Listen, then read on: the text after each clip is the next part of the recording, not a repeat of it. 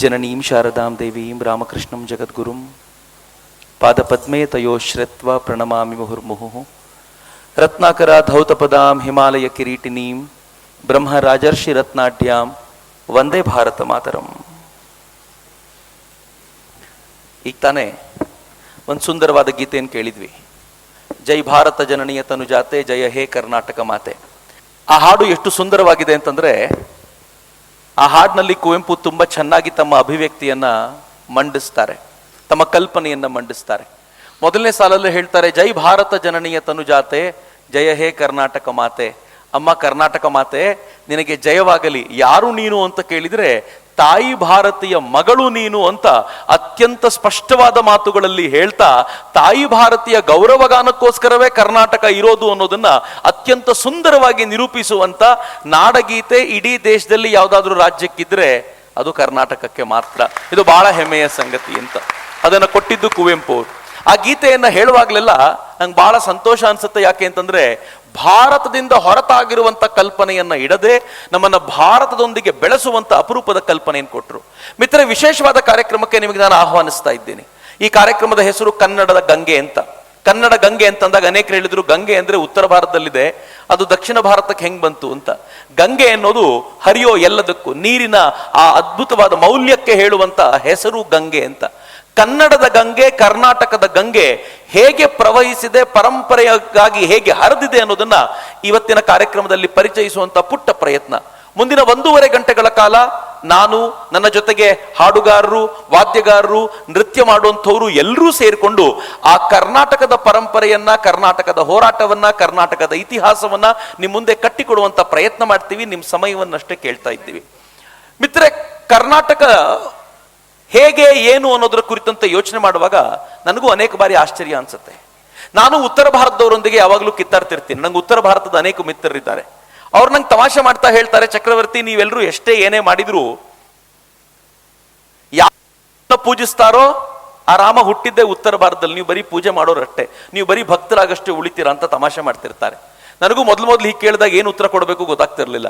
ಆಮೇಲೆ ಒಂದ್ಸಲ ಅನ್ನಿಸ್ತು ನನಗೆ, ಕರೆಕ್ಟ್ ಅಲ್ವಾ, ರಾಮ ಹುಟ್ಟಿದ್ದು ಉತ್ತರ ಭಾರತದಲ್ಲಿ ಇರಬಹುದು, ಆದರೆ ಆ ರಾಮ ಸೀತೆಯನ್ನ ಕಳ್ಕೊಂಡಾಗ ಅವನಿಗೆ ಸೀತೆಯನ್ನ ಮರಳಿ ಗಳಿಸಿಕೊಳ್ಳಿಕ್ಕೆ ಸಹಕಾರಿಯಾಗ ಆಂಜನೇಯ, ಆತ ಕರ್ನಾಟಕದವನು ಅಂತ. ಆತ ಹಂಪಿಯಲ್ಲಿದ್ದವನು. ಕಿಷ್ಕಿಂದೆ, ಹಂಪಿ ಭಾಗವನ್ನ ಕಿಷ್ಕಿಂದೆ ಅಂತ ಕರೆಯೋದು. ನಾನು ಅದಕ್ಕೆ ತಮಾಷೆ ಮಾಡ್ತಿರ್ತೀನಿ, ನಮ್ಮ ಆಂಜನೇಯ ಇಲ್ಲದೆ ಹೋಗಿದ್ದಿದ್ರೆ ರಾಮಾಯಣವೇ ಕಂಪ್ಲೀಟ್ ಆಗಿರ್ತಿರ್ಲಿಲ್ಲ, ರಾಮನೂ ಇರ್ತಿರ್ಲಿಲ್ಲ, ರಾಮ ಮಂದಿರವೂ ಇರ್ತಿರ್ಲಿಲ್ಲ. ಹೀಗಾಗಿ ಕರ್ನಾಟಕಕ್ಕೆ ನತಮಸ್ತಕವಾಗಿರಬೇಕು ಎಲ್ರು ಅಂತ ಇಷ್ಟಕ್ಕೆ ನಿಲ್ಲಿಲ್ಲ. ಅವ್ರು ತಮಾಷೆ ಮಾಡ್ತಿರ್ತಾರೆ ನಂಗೆ, ಎಲ್ಲ ದೇವರುಗಳು ಉತ್ತರ ಭಾರತದಲ್ಲಿದ್ದಾರೆ ಅಂತ. ಸತ್ಯ ಅಲ್ವಾ? ರಾಮ ಉತ್ತರ ಭಾರತದಲ್ಲಿ, ಕೃಷ್ಣ ಉತ್ತರ ಭಾರತದಲ್ಲಿ. ನೀವು ಸ್ವಲ್ಪ ಕಣ್ಣರಳಿಸಿ ನೋಡಿದ್ರೆ, ಶಿವ ಅಂತ ಯಾರನ್ನ ಪೂಜಿಸ್ತೀವೋ ಆತ ಕೂಡ ತಪಸ್ಸಿಗೆ ಹೋಗಿ ಕೂತ್ಕೊಳ್ಳೋದು ಹಿಮಾಲಯದಲ್ಲೇ. ಎಲ್ಲರೂ ಅಲ್ಲೇ ಕೂತಿದಾರಲ್ಲ. ನಂಗೆ ಈ ಪ್ರಶ್ನೆಗೆ ಉತ್ತರ ಕೊಡೋದು ಬಹಳ ಕಷ್ಟ ಆಗ್ತಿತ್ತು. ಆಮೇಲೆ ನನ್ಗೆ ಗೊತ್ತಾಯ್ತು, ಎಲ್ಲರೂ ಹುಟ್ಟಿರೋದು ಅಲ್ಲೇ ನಿಜ, ಎಲ್ಲರೂ ಅಲ್ಲೇ ಇರೋದು ನಿಜ. ಆದ್ರೆ ಇವರ ದರ್ಶನ ಪಡ್ಕೊಳ್ಳೋದು ಹೇಗೆ ಅಂತ ಇಡೀ ಜಗತ್ತಿಗೆ 3 ಆಚಾರ್ಯರು ಮಾರ್ಗವನ್ನು ಹೇಳಿಕೊಟ್ರಲ್ಲ, ಆ 3 ಆಚಾರ್ಯರು ದಕ್ಷಿಣದವರೇ ಅಂತ. ನೀವು ಅದ್ವೈತ ತಗೊಳ್ಳಿ, ವಿಶಿಷ್ಟಾದ್ವೈತ ತಗೊಳ್ಳಿ, ದ್ವೈತ ತಗೊಳ್ಳಿ, ಈ 3 ಆಚಾರ್ಯರು ಇಲ್ಲಿನವರೇ. ಶಂಕರಾಚಾರ್ಯರು ಹುಟ್ಟಿದ್ದು ಕೇರಳದಲ್ಲಾದ್ರೂ, ಕಾಲಟಿಯಲ್ಲಾದ್ರೂ, ಆರಿಸಿಕೊಂಡಿದ್ದು ಕರ್ನಾಟಕವನ್ನ. ರಾಮಾನುಜಾಚಾರ್ಯರದು ತಮಿಳುನಾಡಾದ್ರೂ ಆರಿಸಿಕೊಂಡಿದ್ದು ಕರ್ನಾಟಕವನ್ನ, ಮೇಲುಕೋಟೆಯನ್ನ. ನೀವು ಸ್ವಲ್ಪ ಮುಂದಕ್ಕೆ ಹೋದ್ರೆ ಮಧ್ವಾಚಾರ್ಯರು ಕನ್ನಡದವರೇ. ಏನ್ ಅದ್ಭುತವಾಗಿದೆ ಕರ್ನಾಟಕದ ಪರಂಪರೆ ಅಂತ ನಾನು ಅನೇಕ ಬಾರಿ ಹೆಮ್ಮೆಯಿಂದ ಹೇಳ್ತೀನಿ. ಎಷ್ಟು ಹಳೆಯದ್ದು ಕರ್ನಾಟಕ? ನಮ್ಮನ್ನು ಯಾರನ್ನಾದ್ರೂ ಪ್ರಶ್ನೆ ಕೇಳಿದ್ರೆ ತಕ್ಷಣಕ್ಕೆ ಉತ್ತರ ಕೊಡ್ಲಿಕ್ಕೆ ಒಂದ್ಸಲ ಗಾಬರಿ ಅನ್ಸುತ್ತೆ. ಗೊತ್ತಿರ್ಲಿ ಮಿತ್ರರೇ, ಕರ್ನಾಟಕ ಕನಿಷ್ಠ ಪಕ್ಷ 3000 ವರ್ಷಗಳಷ್ಟು ಹಿಂದಾದರೂ ತನ್ನ ಅಸ್ತಿತ್ವವನ್ನ ಇವತ್ತಿಗೂ ಕೂಡ ತೋರಿಸಿಕೊಳ್ಳುತ್ತೆ. ಹೇಗೆ? ಹರಪ್ಪ ಮೊಹೆಂಜೋದಾರೋದಲ್ಲಿ ಉತ್ಖನನ ನಡೆಯುವಾಗ ಒಂದಷ್ಟು ಚಿನ್ನ ಸಿಕ್ತು. ಈ ಚಿನ್ನದ ಮೂಲ ಎಲ್ಲಿಂದು ಅಂತ ಹುಡುಕುವಾಗ ಕರ್ನಾಟಕಕ್ಕೆ ಬಂದಿತ್ತು. ಕರ್ನಾಟಕದಿಂದ ಆ ಚಿನ್ನ ಅಲ್ಲಿಗೆ ಹೋಗಿತ್ತು ಅಂತ ಅಂದ್ರೆ, ಅತ್ಯಂತ ಪ್ರಾಚೀನವಾಗಿರುವಂತ ಹರಪ್ಪ ಮೊಹೆಂಜೋದಾರೋ ನಾಗರಿಕತೆಯಲ್ಲೂ ಕೂಡ ಕರ್ನಾಟಕದ ಪಾತ್ರ ಇದೆ ಅಂತ. ಅಚ್ಚರಿಯ ಸಂಗತಿ ಹೇಳ್ತೀನಿ ನಿಮ್ಗೆ. 2ನೇ ಶತಮಾನದಲ್ಲಿ ಗ್ರೀಕರ ನಾಟಕದಲ್ಲಿ ಒಂದಷ್ಟು ಪದಗಳು ಯಾರಿಗೂ ಅರ್ಥವಾಗದೇ ಇರೋ ತರ ಕಾಣಿಸ್ತಾ ಇತ್ತು ಆ ನಾಟಕಗಳಲ್ಲಿ. ಈ ಪದಗಳು ಎಲ್ಲಿಂದ ಅಂತ ಹುಡುಕಾಡ್ತಾ ಇರುವಾಗ ಆ ಪದಗಳು ಕರ್ನಾಟಕದಿಂದ ಬಂದ ಕನ್ನಡದ ಪದಗಳು ಅಂತ ಗೊತ್ತಾದಾಗ ಕನ್ನಡಿಗರಿಗೆ ಎಷ್ಟು ಹೆಮ್ಮೆ ಅನ್ಸಿತ್ತು ಗೊತ್ತೇನು? 2ನೇ ಶತಮಾನದಿಂದ 4ನೇ ಶತಮಾನದವರೆಗೂ ಇಡೀ ಜಗತ್ನಲ್ಲಿ ಭಾರತದ ಹೆಮ್ಮೆಯನ್ನ, ಗೌರವವನ್ನ ಅತ್ಯಂತ ಹೆಚ್ಚಿಸಿದ ರಾಜ್ಯ ಅಂತ ಯಾವ್ದಾದ್ರು ಇದ್ರೆ ಅದು ಕರ್ನಾಟಕ ರಾಜ್ಯ ಎನ್ನುವಂತ ಹೆಮ್ಮೆ ಇವತ್ತಿಗೂ ಕೂಡ ನಮಗಿರುವಂತದ್ದೇ. ಮಿತ್ರರೇ, ಗೊತ್ತಿರಲಿ, ನೇಪಾಳದ ರಾಜ ಮನೆತನವನ್ನ ಕಟ್ಟಿದ್ದು ಕರ್ನಾಟಕದ ಗಂಗರ ನಾಣ್ಯದೇವ 1097ನೇ ಇಸುವಿಯ ನಂತರ ನೇಪಾಳದ ರಾಜಮನೆತನ ಕಟ್ಟಲಿಕ್ಕೆ ಅವನೇ ಕಾರಣನಾದ ಅಂತ ಇತಿಹಾಸ ಒಪ್ಪಿಕೊಳ್ಳುತ್ತೆ. ಇದೇ ನಾಣ್ಯದೇವ ನೇಪಾಳದ ಕಠ್ಮಂಡು ಕೂಡ ಕಟ್ಟಿದ ಆ ನಗರ ಏನಿದೆ, ಆ ನಗರ ಕಟ್ಟಿದ್ದು ಒಬ್ಬ ಕನ್ನಡಿಗ ಎನ್ನುವಂತ ಹೆಮ್ಮೆ ನಮ್ಗೆಲ್ರಿಗೂ ಇರುವಂತದ್ದೇ. ಈ ಕನ್ನಡದ ವೈಶಿಷ್ಟ್ಯ ಬಹಳ ಅಪರೂಪದ್ದು. ನಾನು ಇತ್ತೀಚೆಗೆ ಚಿದಾನಂದ ಮೂರ್ತಿಗಳು ಬರೆದಿರುವಂತ ಕೆಲವು ಸಾಲು ಓದ್ತಿದ್ದೆ, ಬಹಳ ಚೆನ್ನಾಗಿರುವಂಥದ್ದು. ಚಿದಾನಂದ ಮೂರ್ತಿಗಳು ಹೇಳ್ತಾರೆ, ಕರ್ನಾಟಕ ಎನ್ನುವಂತ ಈ ನಾಡು ಸುಮ್ಮನೆ ನಿರ್ಮಾಣಗೊಂಡಿದ್ದಲ್ಲ, ಸ್ವಾಭಿಮಾನದ ಬಲದ ಮೇಲೆ ಕಟ್ಟಲ್ಪಟ್ಟಿದ್ದು ಅಂತ ಹೇಳಿದ್ರೆ ಎಲ್ಲ ರಾಜ್ಯಗಳು ಹಾಗೆ ಇರ್ತವಲ್ಲ ಅಂತ. ಅವ್ರು ಹೇಳಿದ್ರು ಕರ್ನಾಟಕ ಮಾತ್ರ ವಿಶೇಷವಾಗಿ ಹಾಗೆಯೇ ಇದೆ ಅಂತ. ನಾನು ಕೇಳಿದೆ ಹೇಗೆ? ಅವ್ರು ಬರೀತಾರೆ, ಅದ್ರಲ್ಲಿ ಬಹಳ ಸುಂದರವಾಗಿ ಅವ್ರು ಹೇಳ್ತಾರೆ, ಕರ್ನಾಟಕ ಹೇಗೆ ನಿರ್ಮಾಣಗೊಳ್ತು, ಕನ್ನಡದ ಮೊದಲನೇ ವಂಶ ಯಾವುದು? ಅದು ಕದಂಬರ ವಂಶ. ಹೇಗೆ ಗೊತ್ತೇನು ಕದಂಬರ ವಂಶ ಕಟ್ಟಲ್ಪಟ್ಟಿದ್ದು? ಕದಂಬರ ದೊರೆ ಅಥವಾ ಕರ್ನಾಟಕದ ಈ ಸಾಮ್ರಾಜ್ಯವನ್ನ ಕಟ್ಟಿದಂತ ಆ ಮಯೂರ ವರ್ಮ ಮೂಲತಃ ಮಯೂರ ಶರ್ಮನಾಗಿದ್ದವನು. ಅಧ್ಯಯನ ಮಾಡಬೇಕು ಅಂತ ನಮ್ಮನ್ನ ಅವತ್ತಿನ ದಿನಗಳಲ್ಲಿ ಆಳ್ತಾ ಇದ್ದ ಪಲ್ಲವರ ಕಂಚಿಗೆ ಹೋಗಿದ್ದ, ರಾಜಧಾನಿಗೆ ಹೋಗಿದ್ದ. ಅಲ್ಲಿ ಹೋಗಿ ಅಧ್ಯಯನ ಮಾಡ್ತಾ ಇರುವಾಗ ಒಬ್ಬ ಸೈನಿಕ ಏನೋ ತರಲೆ ಮಾಡ್ದ ಅವನ ಜೊತೆ. ಈ ತರಲೆ ಮಾಡಿದ್ದನ್ನ ಪಲ್ಲವರಿಗೆ ಆತ ವಿಷಯ ಮುಟ್ಟಿಸಿದ್ರೆ, ದೂರನ್ನ ಕೊಟ್ರೆ, ಪಲ್ಲವರು ಹೇಳಿದ್ರು ಈ ದೂರೆಲ್ಲ ನಡೆಯೋದಿಲ್ಲ, ನಿಮ್ಗೇನ್ ಅಸ್ತಿತ್ವ ಇದೆ ಅನ್ನೋ ತರ ಹಂಗಿಸಿದ್ರಲ್ಲ. ಅಧ್ಯಯನ ಮಾಡ್ಲಿಕ್ಕೆ ಅಂತ ಹೋದ ಮಯೂರ ಶರ್ಮ ಅಧ್ಯಯನದ ವೃತ್ತಿಯನ್ನ ಅಲ್ಲೇ ಬಿಟ್ಟ.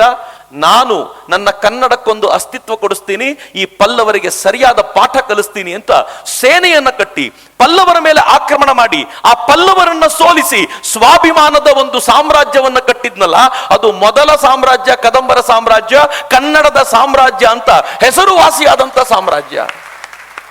ಬನವಾಸಿಯನ್ನ ರಾಜಧಾನಿಯಾಗಿ ಇಟ್ಕೊಂಡಿದ್ದರಿಂದಲೇ ಆರಂಕುಶ ವಿಟ್ಟೊಡಂ ನೆನವುದೆನ್ನ ಮನಂ ಬನವಾಸಿ ದೇಶಮಂ ಅಂತ ಕವಿ ಹೆಮ್ಮೆಯಿಂದ ಹಾಡ್ಲಿಕ್ಕೆ ಸಾಧ್ಯವಾಗಿದ್ದು ಅಂತ. ಆ ತರದ ಸಾಮ್ರಾಜ್ಯವನ್ನು ಕಟ್ಟಿದವರು. ಈ ಸಾಮ್ರಾಜ್ಯ ಇವತ್ತು ನೆನ್ನೆಯದಲ್ಲ. ನಾನು ತಮಾಷೆ ಮಾಡ್ತಾ ಇತ್ತೀಚೆಗೆ ಹೇಳ್ತಿದ್ದೆ, ಸ್ವಾಭಿಮಾನದ ನಮ್ಮ ವೃತ್ತಿ ಎಂಥದ್ದಿದೆ ಅಂತಂದ್ರೆ, ಕರ್ನಾಟಕ ಮತ್ತು ಕನ್ನಡದ ವಿಚಾರದ ಸ್ವಾಭಿಮಾನವನ್ನ ಕೆಣಕಲಿಕ್ಕೆ ಬಂದ್ರೆ ಯಾವತ್ತಿಗೂ ಕನ್ನಡ ಸಹಿಸ್ಕೊಳ್ಳೋದಿಲ್ಲ ಅಂತ ನಾವು ರಿವೋಲ್ಟ್ ಮಾಡಿದೀವಿ. ನಾವು ಎಷ್ಟು ಪ್ರೀತಿಯಿಂದ ದೇಶದ ಜೊತೆಗೆ ಇರ್ತೀವಿ, ಜಗತ್ತಿನ ಜೊತೆ ಇರ್ತೀವಿ, ಎಲ್ಲವೂ ಸರಿ. ಆದ್ರೆ ಕರ್ನಾಟಕದ ಸ್ವಾಭಿಮಾನಕ್ಕೆ ಧಕ್ಕೆ ಬಂದಾಗ ಮಾತ್ರ ಸಹಿಸ್ಕೊಳ್ಳಲ್ಲ. ನಿಮ್ಗೆಲ್ರಿಗೂ ಗೊತ್ತಿರಲಿ ಮಿತ್ರರೇ, ಡಾಲ್ ಹೌಸಿ ದತ್ತು ಮಕ್ಕಳಿಗೆ ಹಕ್ಕಿಲ್ಲ ಅನ್ನುವಂಥ ಕಾನೂನನ್ನು ತಂದಾಗ ಆ ಡಾಲ್ ಹೌಸಿಯ ಕಾನೂನನ್ನ ಪ್ರತಿಭಟಿಸಿದ್ದು ಝಾನ್ಸಿ ರಾಣಿ ಲಕ್ಷ್ಮೀಬಾಯಿ ಅಂತ ಗೊತ್ತಿದೆ 1857ರಲ್ಲಿ. ಆದ್ರೆ ಅದಕ್ಕೂ 25 ವರ್ಷಗಳ ಮುಂಚೆ 1824ರಲ್ಲಿ ನಮ್ಮ ಕರ್ನಾಟಕದ ಒಂದು ಹೆಣ್ಣು ಮಗಳು ಕಿತ್ತೂರು ಚೆನ್ನಮ್ಮ, ಆಕೆ ತ್ಯಾಕರೆ ಬಂದಾಗ ಹೇಳಿದ್ಲು, ತಾಕತ್ತಿದ್ರೆ ನನ್ನೊಡನೆ ಹೋರಾಟ ಮಾಡಿ ಈ ರಾಜ್ಯವನ್ನ ಗಳಿಸ್ಕೊಳ್ಳೋ, ನೀನು ನಾಚಿಕೆ ಇಲ್ಲದೆ ಬಂದು ಈ ತರದೊಂದು ನಿಯಮ ತಂದು ನನ್ನ ರಾಜ್ಯವನ್ನ ತಿನ್ಲಿಕ್ಕೆ ನೋಡ್ತಾ ಇದ್ದೀಯಾ? ಈ ರಾಜ್ಯ ನಿನಗೆ ಸೇರಿದ್ದಲ್ಲ, ಈ ರಾಜ್ಯ ನನಗೆ ತೆರಿಗೆಯನ್ನ ಕಟ್ಟುವ ನನ್ನ ಈ ಕಂದಮ್ಮಗಳಿಗೆ ಸೇರಿದ್ದು, ಅವರಿಗೋಸ್ಕರ ಪ್ರಾಣ ಬೇಕಿದ್ರು ಕೊಟ್ಟೇನು, ಈ ರಾಜ್ಯ ನಿನಗೆ ಕೊಡೋದಿಲ್ಲ ಅಂತ ತ್ಯಾಕರೆಯ ಕತ್ತನ್ನ ಕಡಿದು ಕತ್ತರಿಸಿ ತನ್ನ ಕೋಟೆಯ ಬಾಗಿಲಿಗೆ ತೂಗಾಕಿದ್ದಲ್ಲ ಕಿತ್ತೂರು ಚೆನ್ನಮ್ಮ. ಆಕೆ ಕನ್ನಡದ ಸ್ವಾಭಿಮಾನದ ಪ್ರತೀಕ ಅಂತ ನಾನು ಯಾವಾಗಲೂ ಭಾವಿಸ್ತೇನೆ. ಕಿತ್ತೂರು ಚೆನ್ನಮ್ಮ ಜಯಮ್ಮ ಆಗಿದ್ದು ಇತ್ತೀಚೆಗೆ, ಆ ಇಶ್ಯೂ ಬೇರೆ. ಆದ್ರೆ ಕಿತ್ತೂರು ಚೆನ್ನಮ್ಮನ ಹೋರಾಟ ಇತ್ತಲ್ಲ, ಸಂಗೊಳ್ಳಿ ರಾಯಣ್ಣನ ಹೋರಾಟ ಇತ್ತಲ್ಲ, ಇವೆಲ್ಲವೂ ಕನ್ನಡ ನಾಡನ್ನ ಕಟ್ಟಿಕೊಟ್ಟಿತ್ತು. ಆದ್ರೆ ಕನ್ನಡ ಎಷ್ಟು ವಿಸ್ತಾರವಾಗಿತ್ತು ಅಂತ ಯಾವತ್ತಾದ್ರೂ ಯೋಚನೆ ಮಾಡಿದ್ದೀರೇನು? ಕನ್ನಡ ಎಷ್ಟು ವಿಸ್ತಾರವಾಗಿತ್ತು ಅಂತ ತಿಳ್ಕೊಳ್ಳಿಕ್ಕೆ ನಮಗೆ ಸಿಗುವಂತ ಮೊದಲ ಆಕರ ಗ್ರಂಥವೇ, ಮೊದಲ ಸಾಹಿತ್ಯಿಕವಾದ ಆಕರ ಗ್ರಂಥ ಏನಾದರೂ ಇದ್ರೆ ಅದನ್ನ ನಾವು ನೃಪತುಂಗನ ಸಾಹಿತ್ಯದಲ್ಲಿ ನೋಡ್ತೀವಿ. ಆ ನೃಪತುಂಗ ಬರೆದಿರುವಂತ ಕವಿರಾಜ ಮಾರ್ಗದಲ್ಲಿ ಅದನ್ನು ತುಂಬಾ ಸ್ಪಷ್ಟವಾಗಿ ಹೇಳ್ತಾನೆ. ನಾನು ವಿನಂತಿಸ್ಕೊಳ್ತೀನಿ, ಆ ಕವಿರಾಜ ಮಾರ್ಗದ ಒಂದು ನಾಲ್ಕು ಸಾಲುಗಳನ್ನ ನಮ್ಮ ಎದುರಿಗೆ ಪ್ರಸ್ತುತಪಡಿಸಬೇಕು ಅಂತ. ನಾನು ಯಾಕೆ ಇದನ್ನು ಪ್ರಸ್ತುತಪಡಿಸ್ಲಿಕ್ಕೆ ಕೇಳ್ಕೊಂಡೆ ಗೊತ್ತಾ? ಕೊನೆ ಪಕ್ಷ ಕೇಳಿಯಾದ್ರೂ ಇರಬೇಕು ಅಂತ. ಕನ್ನಡದ ಗಡಿ ಎಲ್ಲಿವರೆಗೂ ಇತ್ತು ಅನ್ನೋದನ್ನ ಕವಿರಾಜ ಮಾರ್ಗದಲ್ಲಿ ಕವಿ ತುಂಬಾ ಸುಂದರವಾಗಿ ಹೇಳ್ತಾನೆ. ಕನ್ನಡದ ಮೊದಲ ಛಂದೋಬದ್ಧವಾಗಿರುವಂತ ಕೃತಿ ಯಾವ್ದಾದ್ರು ಸಿಕ್ಕಿದ್ರೆ ಅದು ಕವಿರಾಜ ಮಾರ್ಗವೇ. ಆ ಕವಿರಾಜ ಮಾರ್ಗದ ಸಾಲುಗಳನ್ನ ಮಿತ್ರ ಮನೋಜ್ ಈಗ ನಿಮ್ಮ ಮುಂದೆ ಪ್ರಸ್ತುತಪಡಿಸ್ತಾರೆ.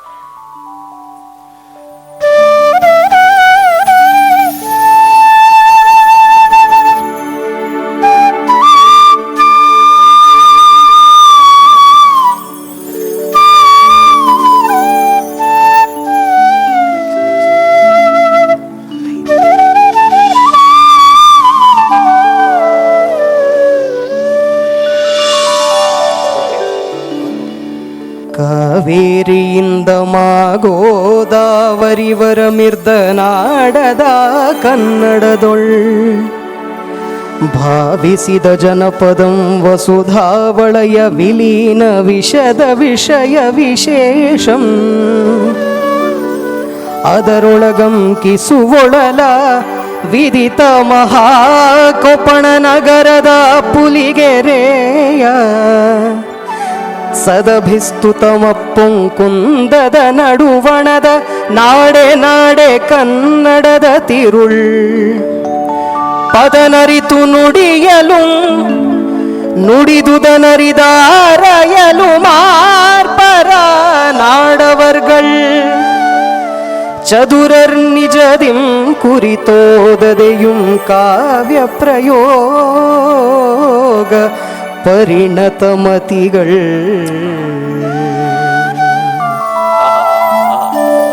ಕಾವೇರಿಯಿಂದ ಗೋದಾವರಿಯವರೆಗೂ ಹರಡಿದ್ದಂಥ ವಿಸ್ತಾರವಾಗಿರುವಂಥ ನಾಡು ಈ ಕರ್ನಾಟಕ ಅಂತ ಕವಿ ತುಂಬ ಸುಂದರವಾಗಿ ಹೇಳ್ತಾನೆ. ಅದು ಹೇಳೋಕ್ಕಿಂತ ಮುಂಚೆ ನಮ್ಮಲ್ಲಿ ಅನೇಕರಿಗೆ ಗೊತ್ತೇ ಇರಲಿಲ್ಲ. ಮಿತ್ರರೆ, ಕವಿಗಳ ವಿಚಾರಕ್ಕೆ ಬಂದರೆ ಹೇಗೆ ನಾವು ಅಮೋಘ ವರ್ಷನ ಕಾಲದನ್ನು ನೋಡಿದ್ವೋ ಹಾಗೆ ಮತ್ತೊಬ್ಬ ಕವಿಯನ್ನು ನೆನಪಿಸ್ಕೊಳ್ಳೇಬೇಕು. ಗಮಕದ ಶೈಲಿಯಲ್ಲಿ ಅವ್ರು ಏನು ಹಾಡಿದ್ರು, ಇದರ ರಾಗ ಕೂಡ ಕನ್ನಡ ರಾಗ ಅಂತ. ಈ ರಾಗದ ಈ ಶೈಲಿ ಏನಿದೆ, ಈ ರಾಗ ಏನಿದೆ, ಆ ರಾಗ ಕನ್ನಡ ರಾಗದಲ್ಲೇ ಇರುವಂಥದ್ದು. ಅವರಿಗೆ ನಾನು ವಿಶೇಷವಾದ ಧನ್ಯವಾದಗಳನ್ನು ಈ ಹೊತ್ತಿನಲ್ಲಿ ಸಮರ್ಪಿಸಲಿಕ್ಕೆ ಇಚ್ಛೆಪಡ್ತೀನಿ. ಮಿತ್ರರೆ, ಕುಮಾರವ್ಯಾಸನನ್ನ ನೆನಪಿಸ್ಕೊಳ್ಳದೆ ಹೋದರೆ ನಮ್ಮ ಕಾರ್ಯಕ್ರಮ ಆರಂಭವಾಗೋದೇ ಕಷ್ಟ. ಕುಮಾರವ್ಯಾಸ ಹಾಡಿದನೆಂದರೆ ಕಲಿಯುಗ ದ್ವಾಪರವಾಗುವುದು ಅಂತ ಹೇಳ್ತಿದ್ರಂತೆ. ಕುಮಾರವ್ಯಾಸ ಹಾಡ್ತಾ ಇದ್ರೆ ಯಾವ ಮಹಾಭಾರತವನ್ನು ಆತ ವರ್ಣಿಸ್ಲಿಕ್ಕೆ ಕೂತ್ರೆ ಕೇಳ್ತಾ ಇದ್ದವರಿಗೆಲ್ಲ ನಾವು ದ್ವಾಪರ ಯುಗದಲ್ಲೇ ಕೂತು ಕೇಳ್ತಾ ಇದ್ದೀವೇನೋ ಅಥವಾ ನೋಡ್ತಾ ಇದ್ದೀವೇನೋ ಎನ್ನುವಷ್ಟರ ಮಟ್ಟಿಗಿನ ಅದ್ಭುತ ಸಾಹಿತ್ಯವನ್ನ ಕುಮಾರವ್ಯಾಸ ಕಟ್ಟಿಕೊಟ್ಟ. ಕುಮಾರವ್ಯಾಸ ಇದ್ದಿದ್ದೆಲ್ಲಿ ಗೊತ್ತೇನು? ನಮ್ಮ ಗದಗ್ನಲ್ಲಿ, ಹುಬ್ಬಳ್ಳಿಯಿಂದ 60 ಕಿಲೋಮೀಟರ್ ದೂರದ ಗದಗ್ನಲ್ಲಿ ವೀರನಾರಾಯಣ ದೇವಸ್ಥಾನದ ಮುಂದೆ ಕುಳಿತುಕೊಂಡು ಆತ ಪ್ರತಿನಿತ್ಯ ತನ್ನ ಸಮಯವನ್ನು ಅಲ್ಲಿಯೇ ಕೊಟ್ಟು ಸ್ನಾನ ಮಾಡಿದ ನಂತರ ಮಡಿ ಉಟ್ಕೊಂಡು ಬಂದು ಕೂತ್ಕೊಂಡು ಅಲ್ಲಿ ಬರೀತಿದ್ದಂತೆ. ಆ ಕಥೆಗಳನ್ನು ಕೇಳುವಾಗಲೇ ರೋಮಾಂಚನವಾಗತ್ತೆ. ಮಿತ್ರರೇ, ಅದರ ಒಂದು ಸಾಲುಗಳನ್ನು ಕೇಳೋಣ. ಕುಮಾರವ್ಯಾಸನಿಗೆ ಇಡೀ ಮಹಾಭಾರತದಲ್ಲಿ ಅತ್ಯಂತ ಇಷ್ಟವಾಗುವಂಥ ವ್ಯಕ್ತಿ ಯಾರು ಗೊತ್ತೇನು? ಕೃಷ್ಣ ಇಷ್ಟವಾಗ್ತಾನೆ. ಕೃಷ್ಣನ ಕುರಿತಂತೆ ಎಷ್ಟು ಹಾಡಿ ಹೊಗಳ್ತಾನೆ ಕುಮಾರವ್ಯಾಸ ಅಂತಂದ್ರೆ ಆ ಭಾರತವನ್ನು ಓದಬೇಕಾದ್ರೆ ಅತ್ಯಂತ ಸುಂದರ ಅನ್ಸುತ್ತೆ. ಅದೊಂದು ಓದಿಸಿಕೊಂಡ ನಂತರ ನಾವು ಮುಂದಕ್ಕೆ ಹೋಗೋಣ.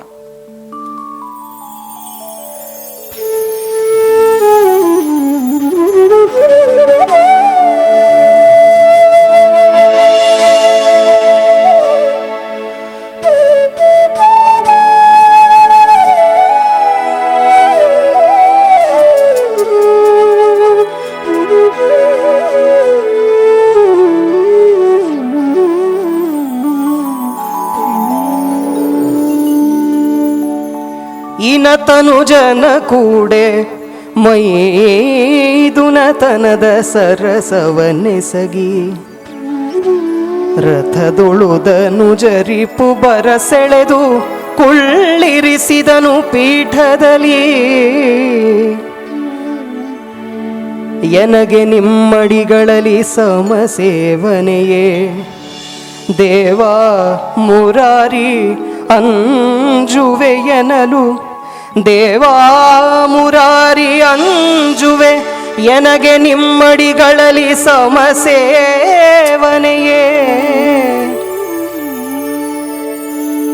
ತೊಡೆ ಸೋಂಕಿನಲಿ ಸಾರಿದು ಶೌರಿಯಿಂತೆಂದ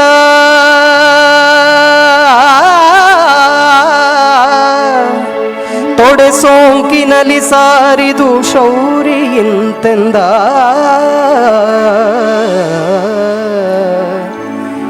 ತೊಡೆ ಸೋಂಕಿನಲಿ ಸಾರಿದು ಶೌರಿಯಿಂತೆಂದ.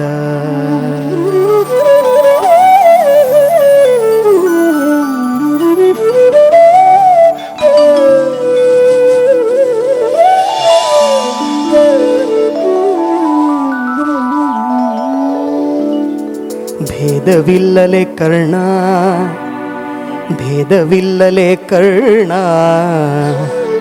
ನಿಮ್ಮೊಳು ಯಾದವರು ಕೌರವರೊಳಗೆ ಸಂವಾದಿಸುವೊಡೆ ಅನ್ವಯದೊಳು ಮೊದಲು ಎರಡಿಲ್ಲ ನಿನ್ನಾಣೆ ಕರ್ಣ. ಭೇದವಿಲ್ಲಲೆ ನಿಮ್ಮೊಳು ಯಾದವರು ಕೌರವರೊಳಗೆ ಸಂವಾದಿಸುವೊಡೆ ಅನ್ವಯದೊಳು ಮೊದಲು ಎರಡಿಲ್ಲ ನಿನ್ನಾಣೆ. ಮೇದಿನೀಪತಿ ನೀನು ಚಿತ್ತದೋಳಾದುದರಿವಿಲ್ಲ ಕರ್ಣ. ಮೇದಿನೀಪತಿ ನೀನು ಚಿತ್ತದೊಳಾದುದರಿವಿಲ್ಲ ಕರ್ಣ ಎನ್ನುತ್ತ ದಾನವ ಸೂದನನು ರವಿಸುತನ ಕಿವಿಯಲಿ ಬಿತ್ತಿದನು ಭಯವ. ರವಿಸುತನ ಕಿವಿಯಲಿ ಬಿತ್ತಿದನು ಭಯವ. ದಾನವ ಸೂದನನು ರವಿಸುತನ ಕಿವಿಯಲಿ ಬಿತ್ತಿದನು ಉಭಯವಾ.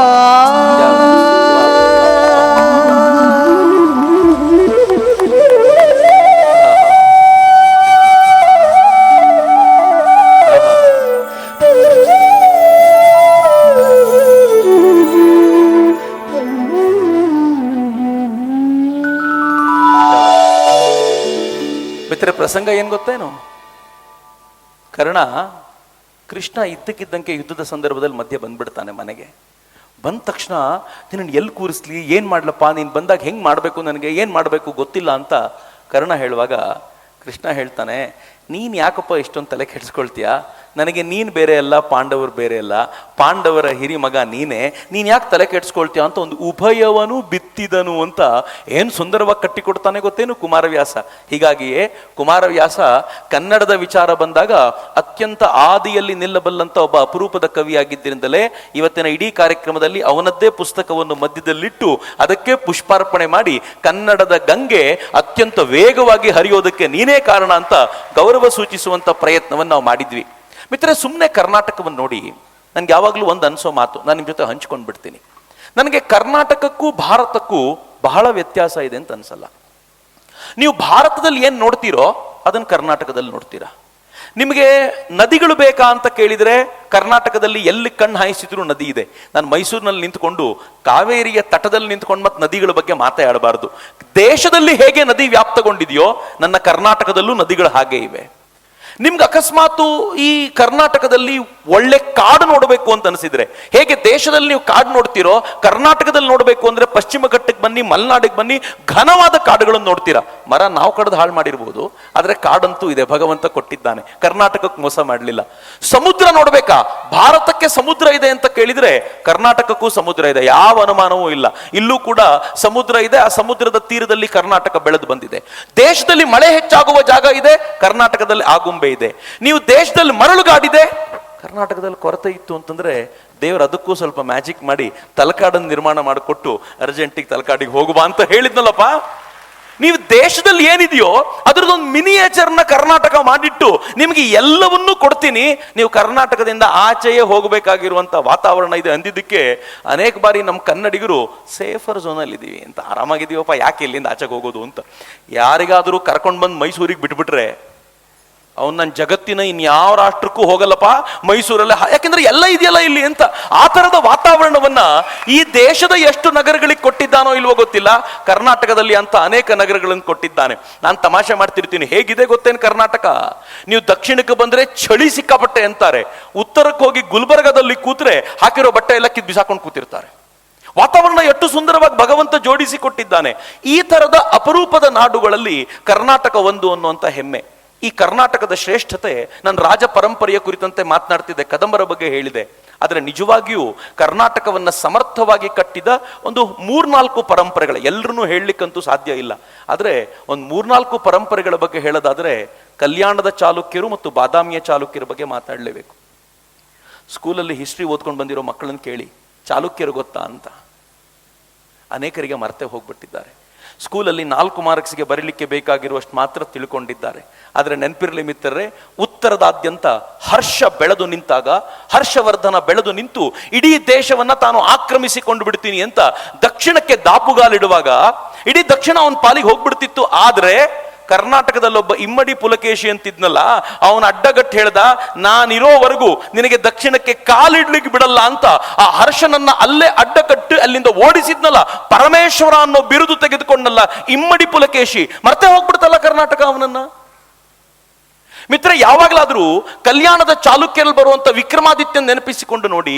ವಿಕ್ರಮಾದಿತ್ಯನ ಕಾಲವನ್ನ ಕರ್ನಾಟಕದ ಇತಿಹಾಸದಲ್ಲಿ ಸುವರ್ಣ ಯುಗ ಅಂತ ಕರೀತಾರೆ. ಯಾಕೆ ಗೊತ್ತೇನು? ಚಿಕ್ಕ ವಯಸ್ಸಿನಲ್ಲೇ ಅಪ್ಪನ ಜೊತೆ ಸೇರ್ಕೊಂಡು ಯುದ್ಧ ಮಾಡಿ ಮಾಡಿ ಪಳಗ್ಬಿಟ್ಟಿದ್ದ ಅವನು. ಯಾವ ಪರಿ ಯುದ್ಧ ಮಾಡಿದ್ದ ಅಂತಂದ್ರೆ, ಅವರ ಅಣ್ಣ ಬಂದು ಕುಳಿತಾಗ್ಲೂ ಕೂಡ, ಸಿಂಹಾಸನದ ಮೇಲೆ ಕುಳಿತಾಗ್ಲೂ ಕೂಡ ಅವ್ರ ಪರವಾಗಿ ಯುದ್ಧ ಮಾಡ್ತಾ ದಕ್ಷಿಣದಲ್ಲಿರುವ ಚೋಳರನ್ನ ಮಟ್ಟ ಹಾಕ್ಲಿಕ್ಕೆ ಅಂತ ನಿಂತ ಅಪ್ರತಿಮ ಸಾಹಸಿ. ಕೊನೆಗೆ ಅಣ್ಣನ ಭಯ ಆಯ್ತು, ಇವನೇ ನನ್ನನ್ನು ಓವರ್ಟೇಕ್ ಮಾಡ್ಬಿಡ್ತಾನ ಅಂತ ಮೋಸ ಮಾಡ್ಲಿಕ್ಕೆ ಅಂತ ಹೋದಾಗ ಅಣ್ಣನನ್ನ ಪಕ್ಕಕ್ಕೆ ಸರಿಸಿ ಬಂದು ಕೂತಂತ ಆ ರಾಜನಿಗೆ, ವಿಕ್ರಮಾದಿತ್ಯನಿಗೆ ಯಾವ ಪರಿ ಗೌರವ ಇತ್ತು ಗೊತ್ತೇನು?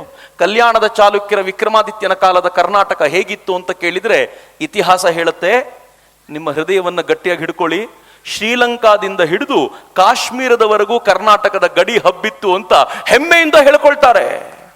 ಉತ್ತರದ ಗುರ್ಜರರು, ಲಾಟವರು, ಮಾಳವರು ಎಲ್ಲರೂ ಕೂಡ ಈತನ ಶೌರ್ಯವನ್ನ ಒಪ್ಪಿಕೊಂಡು ಸೈಲೆಂಟ್ ಆಗಿ ಕುಳಿತಿದ್ರು. ದಕ್ಷಿಣದಲ್ಲಿ ಕೇರಳದವರು, ಪಾಂಡ್ಯದವರು, ಚೋಳರು ಎಲ್ಲರೂ ಕೂಡ ವಿಕ್ರಮಾದಿತ್ಯ ಹೇಳದಂತೆ ಕೇಳ್ತೀವಿ ಅಂತ ಅನ್ಕೊಂಡಿದ್ರಲ್ಲ, ಇದು ವಿಕ್ರಮಾದಿತ್ಯ ಕಟ್ಟಿಕೊಟ್ಟಂತದ್ದು. ವಿಕ್ರಮಾದಿತ್ಯ 50 ವರ್ಷಗಳ ಕಾಲ ಕನಿಷ್ಠ ಪಕ್ಷ ಆಳ್ವಿಕೆ ನಡೆಸಿದ. ಹೇಗಿದ್ದ ಅಂತಂದ್ರೆ, ಅವನು ಯುದ್ಧ ಮಾಡಬೇಕಾದ ಪ್ರಮೇಯವೇ ಬರ್ತಿರಲಿಲ್ಲ. ಅವನಿಗೆ ಹೆದರ್ಕೊಂಡೇ ಉತ್ತರದ ಮತ್ತು ದಕ್ಷಿಣದ ಜನ ಶಾಂತವಾಗಿ ಕೂತಿದ್ರು. ವಿಕ್ರಮಾದಿತ್ಯ ತೀರ್ಕೊಳ್ಳುವಾಗ 90 ವರ್ಷ ದಾಟಿತ್ತಂತೆ. 90 ವರ್ಷ ಅವನಿಗೆ ದಾಟಿದ್ರೂ ಕೂಡ ಅವನ ಮೇಲೆ ಯುದ್ಧ ಮಾಡುವ ಧೈರ್ಯ ಯಾರು ಮಾಡಿರ್ಲಿಲ್ಲ. ಯಾಕೆ ಅಂತಂದ್ರೆ, ಮುದುಕನಾದ್ರೂ ಬಹಳ ಗಟ್ಟಿ ಇದ್ದಾನೆ, ಇವನು ಸೈಲೆಂಟ್ ಆಗಿರ್ಬೇಕು ನಾವು ಒಂದು ಅನ್ಕೊಳ್ಳೋದಿತ್ತಲ್ಲ, ಅಂತ ಸಾಮ್ರಾಜ್ಯವನ್ನ ಕಟ್ಟಿಕೊಟ್ಟವನು ವಿಕ್ರಮಾದಿತ್ಯ. ಮಿತ್ರ, ವಿಕ್ರಮಾದಿತ್ಯನ ಕಾಲದಲ್ಲಿ ಈ ರಾಜ್ಯದ ವೈಭವ ಹೇಗೆ ಬೆಳೆದಿತ್ತು ಅಂತಂದ್ರೆ, ಶಿಲ್ಪಕಲೆಯಲ್ಲಿ, ಚಾಲುಕ್ಯರ ಕಾಲದಲ್ಲಿ ಶಿಲ್ಪಕಲೆಯಲ್ಲಿ ಅತ್ಯಂತ ಎತ್ತರದಲ್ಲಿದ್ವಿ ನಾವು. ಇವತ್ತಿಗೂ ಕರ್ನಾಟಕ ಅಂದ್ರೆ ಅಜಂತ ನೆನಪಿಸ್ಕೊಳ್ಳುವಾಗ, ಇವತ್ತು ಕರ್ನಾಟಕ ಅಂತಂದ್ರೆ ನಾವು ನೆನಪಿಸ್ಕೊಳ್ತೀವಲ್ಲ, ನಮ್ಮ ಐಹೊಳೆ ನೆನಪಿಸ್ಕೊಳ್ತೀವಿ, ಬಾದಾಮಿ ನೆನಪಿಸ್ಕೊಳ್ತೀವಿ, ಪಟ್ಟದಕಲ್ಲು ನೆನಪಿಸ್ಕೊಳ್ತೀವಿ. ಇಡೀ ದೇಶದ ಜನ ಅಲ್ಲಿಗೆ ಧಾವಿಸಿ ಬರ್ತಾರೆ. ಹೀಗೆ ಧಾವಿಸಿ ಬರುವಾಗ ಅವರೆಲ್ಲರೂ ಕರ್ನಾಟಕದ ಈ ನೆಲಕ್ಕೆ ನತಮಸ್ತಕರಾಗ್ತಾರಲ್ಲ, ಕಾರಣರಾದವರು ಆ ಚಾಲುಕ್ಯರು. ಇದರ ನಡುವೆ ರಾಷ್ಟ್ರಕೂಟರು ಬಂದು ಹೋಗ್ತಾರೆ. ಅದಾದ ನಂತರ ಇದೇ ಕರ್ನಾಟಕದಲ್ಲಿ ನಾನು ಮತ್ತೆ ಮಾತಾಡಬೇಕಾಗಿರುವಂಥ ಒಂದು ಶ್ರೇಷ್ಠ ಪರಂಪರೆ ಕಟ್ಟಿಕೊಟ್ಟವ್ರು ಯಾರಾದರೂ ಇದ್ರೆ, ನಾನು ವಿಜಯನಗರದವ್ರನ್ನೆಲ್ಲ ಮತ್ತೊಮ್ಮೆ ಮಾತಾಡ್ತೀನಿ ಅಂತ ಬಿಟ್ಟರೂ ಕೂಡ ಮೈಸೂರು ಸಂಸ್ಥಾನದ ಅರಸರನ್ನು ಮಾತ್ರ ಮರೀಲಿಕ್ಕೆ ಸಾಧ್ಯವೇ ಇಲ್ಲ. ಯಾಕೆ ಮರೀಲಿಕ್ಕೆ ಸಾಧ್ಯ ಇಲ್ಲ ಗೊತ್ತೇನು?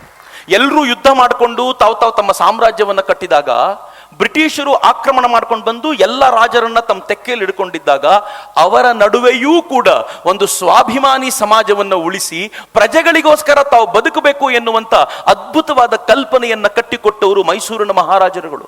ಈ ಮಹಾರಾಜರುಗಳು ಎಂಥ ರಾಜ್ಯವನ್ನ ನಿರ್ಮಾಣ ಮಾಡಿದ್ರು ಗೊತ್ತೇನು? ಸ್ವಾಮಿ ವಿವೇಕಾನಂದರು ಒಂದ್ಸಲ ತಾವು ಪ್ರವಾಸಿಗರಾಗಿ ಅಥವಾ ಪರಿವ್ರಾಜಕರಾಗಿ ಸುತ್ತಾಡ್ತಾ ಇರುವಾಗ ಮೈಸೂರಿಗೂ ಬಂದಿದ್ರು. ಮೈಸೂರಿನ ಮಹಾರಾಜರ ಬಳಿಗೆ ವಿವೇಕಾನಂದರನ್ನ ಒಬ್ಬರು ಹಿರಿಯರು ಕರ್ಕೊಂಡು ಬರ್ರೆ ಹೇಳ್ತಾರೆ, ಈ ವ್ಯಕ್ತಿ ತುಂಬಾ ಪ್ರಭಾವಿ ಅನ್ಸುತ್ತೆ, ನೀವು ಮಾತಾಡ್ಬೇಕಲ್ಲ ಇವ್ರ ಜೊತೆ ಅಂತ. ಮೈಸೂರು ಮಹಾರಾಜರ ಜೊತೆ ಕೆಲವು ದಿನಗಳಿದ್ದಾಗ ಮೈಸೂರು ಮಹಾರಾಜರ ಮೇಲಂತೂ ವಿವೇಕಾನಂದರ ಪ್ರಭಾವ ಅಗಾಧವಾಗುತ್ತೆ. ಮಿತ್ರರಿಗೆ ಗೊತ್ತಿರಲಿ, ವಿವೇಕಾನಂದರ ಮೇಲೂ ಮೈಸೂರು ಮಹಾರಾಜರ ಪ್ರಭಾವ ಜೋರಾಗಿ ಆಗುತ್ತೆ. ವಿವೇಕಾನಂದರು ಏನ್ ಬರೀತಾರೆ ಗೊತ್ತಾ? ನನಗೆ ಕೆಲವೊಂದ್ಸಲ ಇದನ್ನು ಕೇಳುವಾಗ ಕಾಲರ್ ಟೈಟ್ ಮಾಡ್ಕೋಬೇಕು ಅನ್ಸುತ್ತೆ. ನಾನು ಬಂಗಾಳಕ್ಕೆ ಹೋದಾಗ್ಲೆಲ್ಲ ಯಾರು ಏನಾದರೂ ಮಾತಾಡ್ತಿರುವಾಗ ನಾನು ವಿವೇಕಾನಂದರ ಈ ಸಾಲುಗಳನ್ನು ತೋರಿಸ್ತೀನಿ. ವಿವೇಕಾನಂದರು ಹೇಳ್ತಾರೆ, ಭಾರತದ ಮುಂದಿನ ಕ್ರಾಂತಿಗೆ ಬೇಕಾಗಿರುವ ಮೂಲ ದ್ರವ್ಯ ಎಲ್ಲಿಂದಾದರೂ ಸಿಗುತ್ತೆ ಅಂತಾದ್ರೆ ಅದು ಮೈಸೂರು ರಾಜ್ಯದಿಂದಲೇ ಸಿಗುವಂಥದ್ದು ಅಂತ ವಿವೇಕಾನಂದರು ಹೇಳ್ತಾರಲ್ಲ. ಕಾರಣ ಏನು ಗೊತ್ತೇನು? ಮೈಸೂರು ಮಹಾರಾಜರು ಕಟ್ಟಿಕೊಟ್ಟಿದ್ದಂತ ಈ ರಾಜ್ಯದ ವೈಭವ, ಈ ರಾಜ್ಯದ ಜನತೆಗೆ ಮೈಸೂರು ಮಹಾರಾಜರು ಕೊಟ್ಟಿದ್ದ ಸ್ವಾತಂತ್ರ್ಯ ಇತ್ತಲ್ಲ.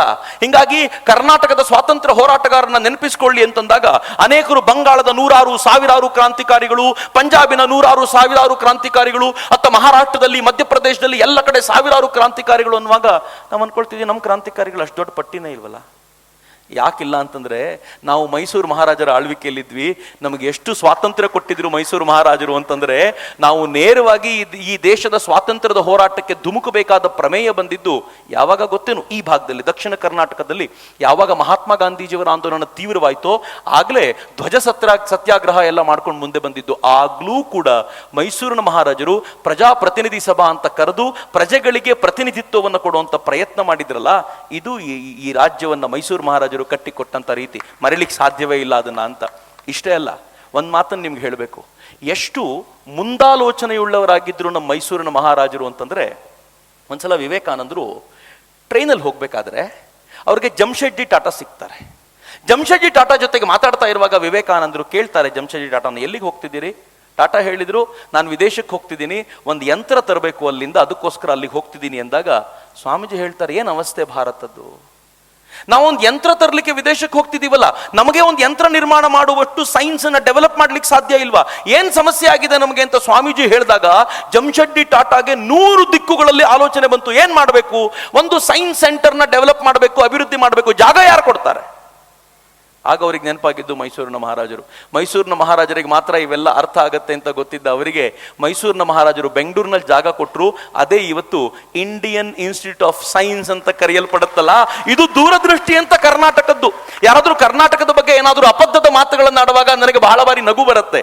ಕರ್ನಾಟಕ ಎಷ್ಟು ಮುಂದಾಲೋಚನೆ ಮಾಡಿದೆ ಅಂತಂದ್ರೆ, ನೀವು ಸೈನ್ಸಿನ ಬಗ್ಗೆ ಯೋಚನೆ ಮಾಡೋಕ್ಕಿಂತ ಮುಂಚೆಯೇ ಇಂಡಿಯನ್ ಇನ್ಸ್ಟಿಟ್ಯೂಟ್ ಆಫ್ ಸೈನ್ಸ್ಗೆ ಜಾಗ ಕೊಟ್ಟಿದ್ದು ನಮ್ಮ ಮೈಸೂರಿನ ಮಹಾರಾಜರು. ಅಷ್ಟೇ ಅಲ್ಲ, ಪ್ರತಿ ವರ್ಷ ಇಂಡಿಯನ್ ಇನ್ಸ್ಟಿಟ್ಯೂಟ್ ಆಫ್ ಸೈನ್ಸ್ಗೆ 50,000 ರೂಪಾಯಿ ಕೊಟ್ಟು ಇದರ ವ್ಯವಸ್ಥೆ ಚೆನ್ನಾಗಿ ನೋಡ್ಕೊಳ್ಳಿ ಅಂತ ಹೇಳಿದ್ದು ಮೈಸೂರಿನ ಮಹಾರಾಜರು. ಇದೇ ಮೈಸೂರಿನ ಮಹಾರಾಜರು ಇಂಡಿಯನ್ ಇನ್ಸ್ಟಿಟ್ಯೂಟ್ ಆಫ್ ಸೈನ್ಸ್ ಇಂದ ರಿಟೈರ್ ಆಗಬೇಕಾಗಿದ್ದಂತ ಸಿ ವಿ ರಾಮನ್ರಿಗೆ ಹೇಳಿದ್ರು, ನೀವೆಲ್ಲೂ ಹೋಗ್ಬೇಕಾಗಿಲ್ಲ. ಮೂಲತಃ ಸಿ ವಿ ರಾಮನ್ರು ಕರ್ನಾಟಕದವ್ರು ಅಲ್ವೇ ಅಲ್ಲ, ತಮಿಳ್ನಾಡಿನವ್ರು ಕರೆದು ಕೊಡಬಹುದಿತ್ತು. ಆದ್ರೆ ಮೈಸೂರಿನ ಮಹಾರಾಜರು ಹೇಳಿದ್ರು, ನಿಮ್ಮಂತ ವಿಜ್ಞಾನಿಗಳನ್ನ ನಾವು ಬಿಟ್ಕೊಡ್ಲಿಕ್ಕೆ ಸಾಧ್ಯ ಇಲ್ಲ, ಎಂತ ಸಹೃದಯಗಳು ನೀವು. ಅದೇ ಇಂಡಿಯನ್ ಇನ್ಸ್ಟಿಟ್ಯೂಟ್ ಆಫ್ ಸೈನ್ಸ್ ಪಕ್ಕದಲ್ಲಿ ಇನ್ನೊಂದಷ್ಟು ಜಾಗವನ್ನು ನಿಮ್ಗೆ ಕೊಡ್ತೀವಿ, 15-16 ಎಕರೆ ಅವರಿಗೆ ಬಿಟ್ಕೊಟ್ಟು ಹೇಳಿದ್ರು. ಆ ಜಾಗದಲ್ಲಿ ರಾಮನ್ ಇನ್ಸ್ಟಿಟ್ಯೂಟ್ ಕಟ್ಟಿ ಅಂತ ಸೈನ್ಸಿನ ಕುರಿತಂತೆ ದೂರದೃಷ್ಟಿಯನ್ನು ಇಟ್ಕೊಂಡಿದ್ದ ಮೈಸೂರಿನ ಮಹಾರಾಜರಿದ್ರಲ್ಲ, ಅದು ಕರ್ನಾಟಕದ ಹೆಮ್ಮೆ ಅಂತ. ಮತ್ತೆ ಯಾಕೆ ತಲೆ ತಗ್ಗಿಸ್ಕೋಬೇಕು ಅಂತ? ಯಾವಾಗಲಾದ್ರೂ ಕರ್ನಾಟಕ ಅನ್ನುವಾಗ ತಲೆ ತಗ್ಗಿಸ್ಕೊಂಡು ನಿಲ್ಬೇಕಾದಂತ ಅಗತ್ಯ ಇಲ್ಲ. ಇಡೀ ದೇಶ ಯೋಚನೆ ಮಾಡೋಕ್ಕಿಂತ ಮುಂಚೆ ಯೋಚನೆ ಮಾಡೋ ಸಾಮರ್ಥ್ಯ ಇದ್ದಿದ್ದು ನಮಗೆ ಅಂತ ಹೆಮ್ಮೆಯಿಂದ ಭಾವಿಸಿಕೊಳ್ಳೋಣ ಮಿತ್ರರೇ. ಒಂದು ಸುಂದರವಾದ ಗೀತೆಯನ್ನ ಕೇಳೋಣ. ಶ್ರೀಕೃಷ್ಣ ದೇವರಾಯ ಚಿತ್ರದ ಈ ಗೀತೆಯನ್ನ ಪ್ರಸ್ತುತಪಡಿಸಬೇಕು. ಚಾಮುಂಡಿಯನ್ನ ಆರಾಧಿಸುವಂತ ಈ ಗೀತೆಯನ್ನ ನಿಮ್ಮ ಮುಂದೆ ಪಡಿಸಬೇಕು ಅಂತ ನಾನು ಅರುಂಧತಿ ವಸಿಷ್ಠ ಅವರಲ್ಲಿ ಕೇಳ್ಕೊಳ್ತೀನಿ. ಯಾಕೆ ಚಾಮುಂಡಿಯ ಗೀತೆಯನ್ನು ಹೇಳಬೇಕು ಅಂತಂದ್ರೆ, ಕನ್ನಡ ಅಂತಂದಾಗೆಲ್ಲ ತಾಯಿ ಚಾಮುಂಡಿ ನೆನಪಾಗ್ತಾಳೆ. ಆ ಚಾಮುಂಡಿಗೆ ನಮಿಸಿದಾಗಲೇ ನಮ್ಮ ಕನ್ನಡದ ಕಾರ್ಯಕ್ರಮವೂ ಸಂಪನ್ನಗೊಳ್ಳಲಿಕ್ಕೆ ಸಾಧ್ಯ. ಅರುಂಧತಿ.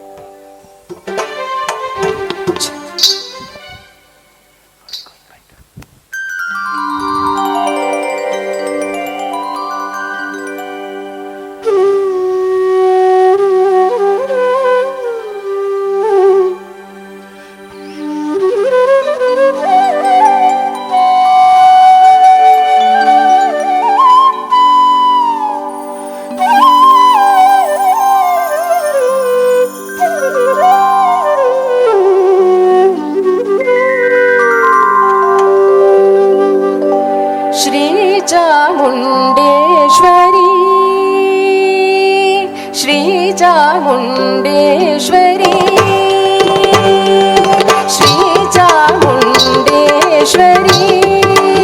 ಅಮ್ಮ ಶ್ರೀ ಚಾಮುಂಡೇಶ್ವರಿ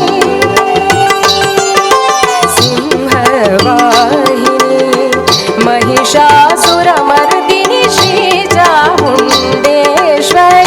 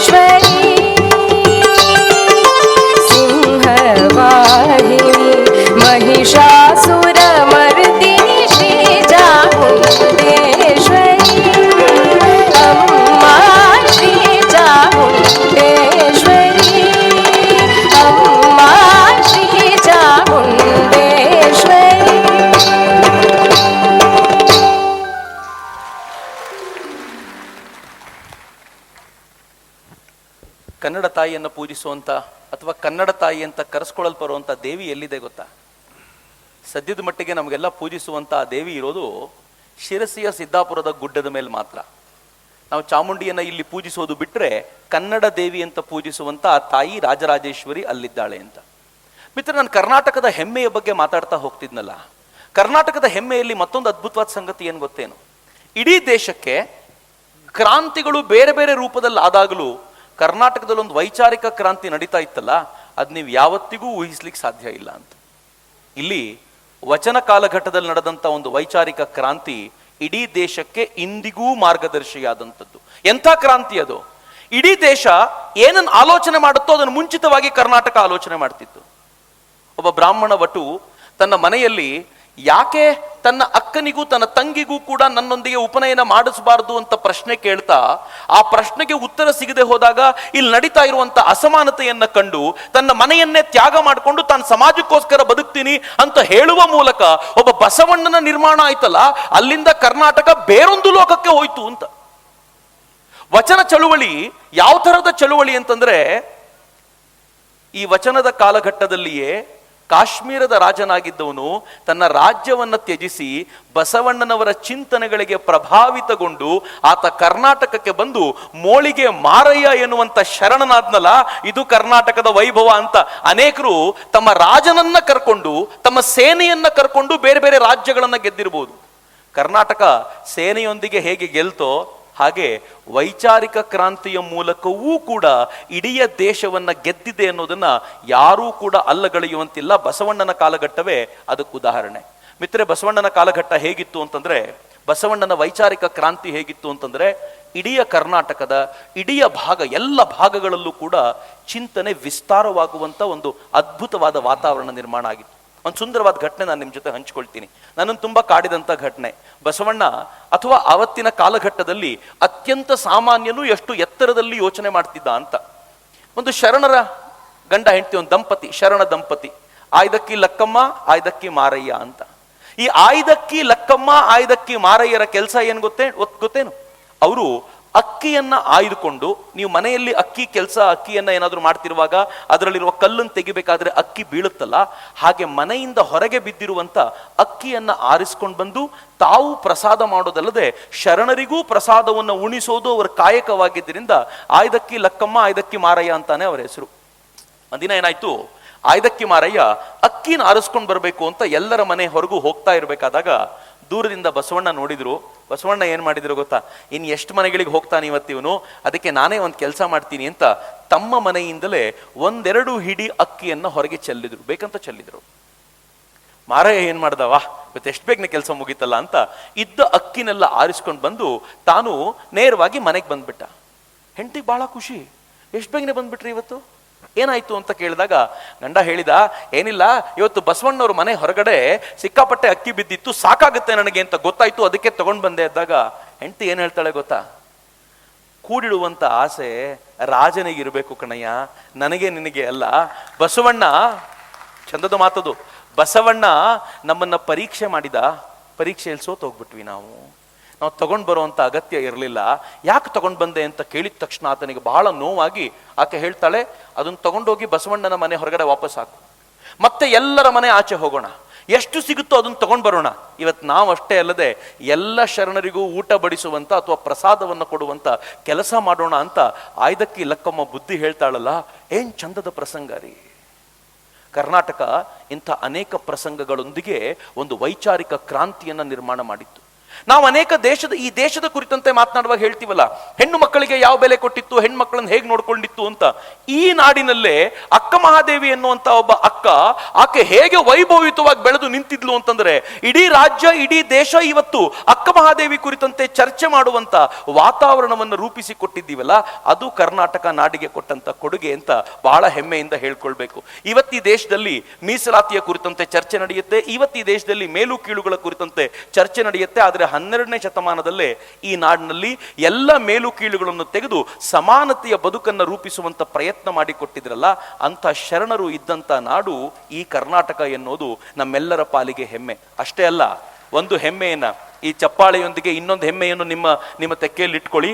ಇಡೀ ದೇಶದಲ್ಲಿ ವಚನಗಳಿಗೆ ಸರಿಸಾಟಿಯಾಗಬಲ್ಲಂತ ಮತ್ತೊಂದು ಸಾಹಿತ್ಯದ ಸೃಷ್ಟಿಯಾಗಲಿಲ್ಲ ಅಂತ. ಇಡೀ ದೇಶದಲ್ಲಿ ನೀವು ಯಾವ ಭಾಷೆನಾದ್ರೂ ತೆಗೆದು ನೋಡಿ, ವಚನಗಳಿಗೆ ಸರಿಸಾಟಿಯಾಗಬಲ್ಲಂತ ಸಾಹಿತ್ಯ. ಯಾರೋ ಒಬ್ರು ಒಂದಷ್ಟು ಸಾಹಿತ್ಯವನ್ನ ಕಾವ್ಯ ರೂಪದಲ್ಲಿ ಬರೆದಿಟ್ಟಿರ್ಬೋದು, ಆದ್ರೆ ವಚನ ಸಾಹಿತ್ಯ ಅಂದ್ರೆ ಏನ್ ಗೊತ್ತಾ? ಬರೀ ಬಸವಣ್ಣನವರ ಸಾಹಿತ್ಯ ಅಂತ ಮಾತ್ರ ಅಲ್ಲ. ವಚನ ಸಾಹಿತ್ಯ ಅಂತಂದ್ರೆ ಅದರಲ್ಲಿ ಅಲ್ಲಮ ಪ್ರಭುಗಳ ಸಾಹಿತ್ಯ ಇದೆ, ಅದರಲ್ಲಿ ಅಜಗಣ್ಣನ ವಚನಗಳಿವೆ, ಅದರಲ್ಲಿ ಅಕ್ಕ ಮಹಾದೇವಿಯ ವಚನಗಳಿವೆ, ಅದರಲ್ಲಿ ಮೋಳಿಗೆ ಮಾರಯ್ಯನ ವಚನಗಳಿವೆ, ಅದರಲ್ಲಿ ಆಯ್ದಕ್ಕಿ ಲಕ್ಕಮ್ಮನ ವಚನಗಳಿವೆ, ಅದರಲ್ಲಿ ಶರಣೆ ಗೊಗ್ಗವೆಯ ವಚನಗಳಿವೆ. ಎಷ್ಟು ವಚನಗಳಿಂದ ಕೂಡಿರುವಂತ, ಅಷ್ಟೂ ಜನ ಸೇರಿಸಿ ಸಮೃದ್ಧಗೊಳಿಸಿರುವಂತ ಒಬ್ಬ ಸಾಮಾನ್ಯ ವ್ಯಕ್ತಿಯೂ ಕೂಡ ಅತ್ಯಂತ ಉನ್ನತ ಆದರ್ಶದ ಕುರಿತಂತೆ ಸಾಹಿತ್ಯಾತ್ಮಕವಾಗಿ ಬರೆಯಬಲ್ಲಂತ ವಾತಾವರಣವನ್ನ ರೂಪಿಸಿಕೊಟ್ಟಿದ್ದು ಕರ್ನಾಟಕ. ಇದು ನಮ್ಮ ಕರ್ನಾಟಕದ ಕುರಿತಂತೆ ಹೆಮ್ಮೆ ಅಂತ. ಯಾವ ಕುಮಾರವ್ಯಾಸನ ಬಗ್ಗೆ, ಪಂಪ, ರನ್ನ, ಜನ್ನನ ಬಗ್ಗೆ ಮಾತನಾಡ್ತಾ ಶ್ರೇಷ್ಠ ಕವಿಗಳ ಬಗ್ಗೆ ಮಾತಾಡ್ತಿದ್ವೋ, ಅದೇ ಕವಿಗಳ ಸಾಲಿಗೆ ಈ ನಾಡಿನ ಶರಣರು, ಆ ವಚನಕಾರರು ನಿಂತ್ಕೊಳ್ತಾರಲ್ಲ, ಆ ವಚನಕಾರರಿಗೆ ಎಷ್ಟು ನಮನಗಳನ್ನು ಸಲ್ಲಿಸಿದ್ರು ಕಡಿಮೆ. ಮಿತ್ರ, ನಿಮ್ಮೆದುರಿಗೆ ಬಸವಣ್ಣನವರ ಒಂದು ವಚನದೊಂದಿಗೆ ನಾವು ನಿಂತ್ಕೊಂಡಿದ್ದೀವಿ. ಬಸವಣ್ಣನವರ ವಚನಗಳು ಇವತ್ತು ಎಷ್ಟು ಹಾಸು ಹೊಕ್ಕು ಅಂತಂದ್ರೆ, ಏನ್ ಮಾತನಾಡಬೇಕಾದಾಗ್ಲೂ ಆ ವಚನವನ್ನು ನಾವು ಉದಾಹರಿಸ್ತೀವಿ. ಬಸವಣ್ಣನವರ ವಚನಗಳು ಬರೀ ಸಾಹಿತ್ಯದ ಅಥವಾ ಭಾಷಾ ಲಾಲಿತ್ಯ ಅಷ್ಟೇ ಅಲ್ಲ, ಆ ಬಸವಣ್ಣನವರ ವಚನಗಳು ನಮ್ಮ ಬದುಕಿನ ಅಂತರಂಗವನ್ನ ಕೆದಕಬಲ್ಲಂತ ವಚನಗಳು. ಆ ವಚನಗಳ ಮೂಲಕ ನಿಮ್ಮೆದುರಿಗೆ ಬರಬೇಕು ಅಂತ ನಾನು ಅರುಂಧತಿಯವರನ್ನ ಕೇಳ್ಕೊಳ್ತೀನಿ. ಸ್ವಾಮಿ ನೀನು ಶಾಶ್ವತ ನೀನು ಅನ್ನುವಂಥ ಒಂದು ವಚನವನ್ನ ಅರುಂಧತಿಯವರು ಪ್ರಸ್ತುತಪಡಿಸ್ತಿದ್ದಾರೆ.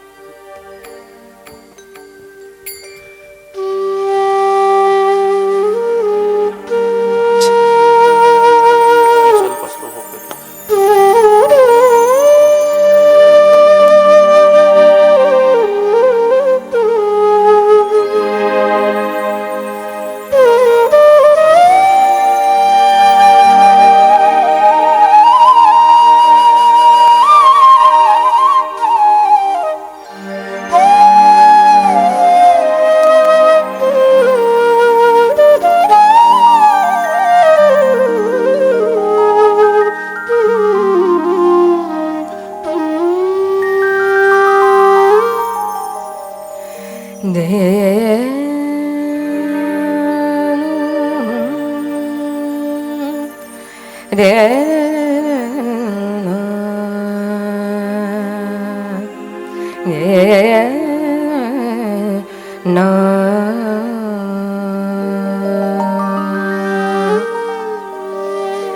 ಎತ್ತಿದೆ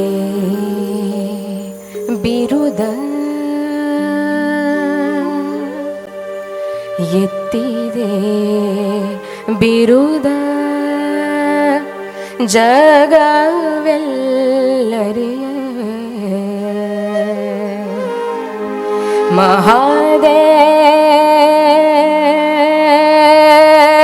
ಮಹಾದೇವ ಮಹಾದೇವ ಮಹಾದೇವ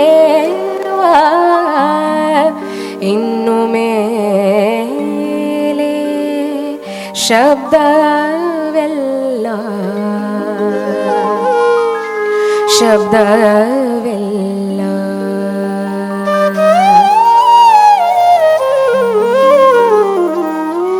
ಸ್ವಾಮಿ ನೀನು ಶಾಶ್ವತ ನೀನು, ಸ್ವಾಮಿ ನೀನು ಶಾಶ್ವತ ನೀನು,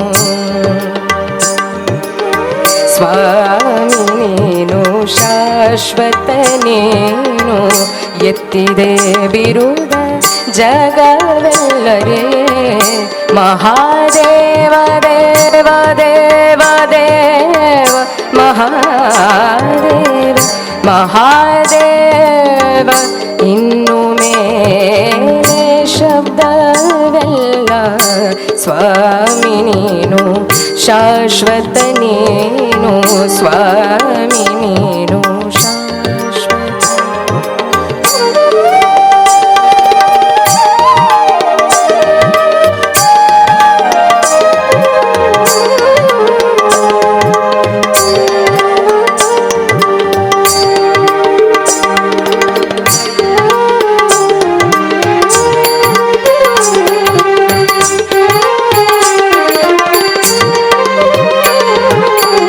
पशुपति जग के कैकर देवा, पशुपति जग के कैकर देवा,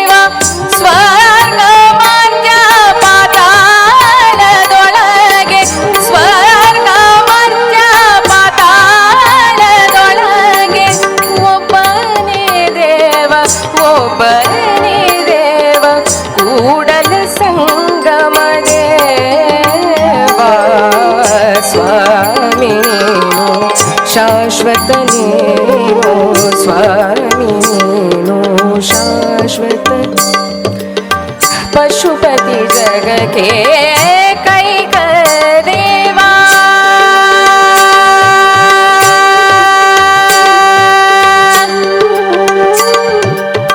ದೇವಾ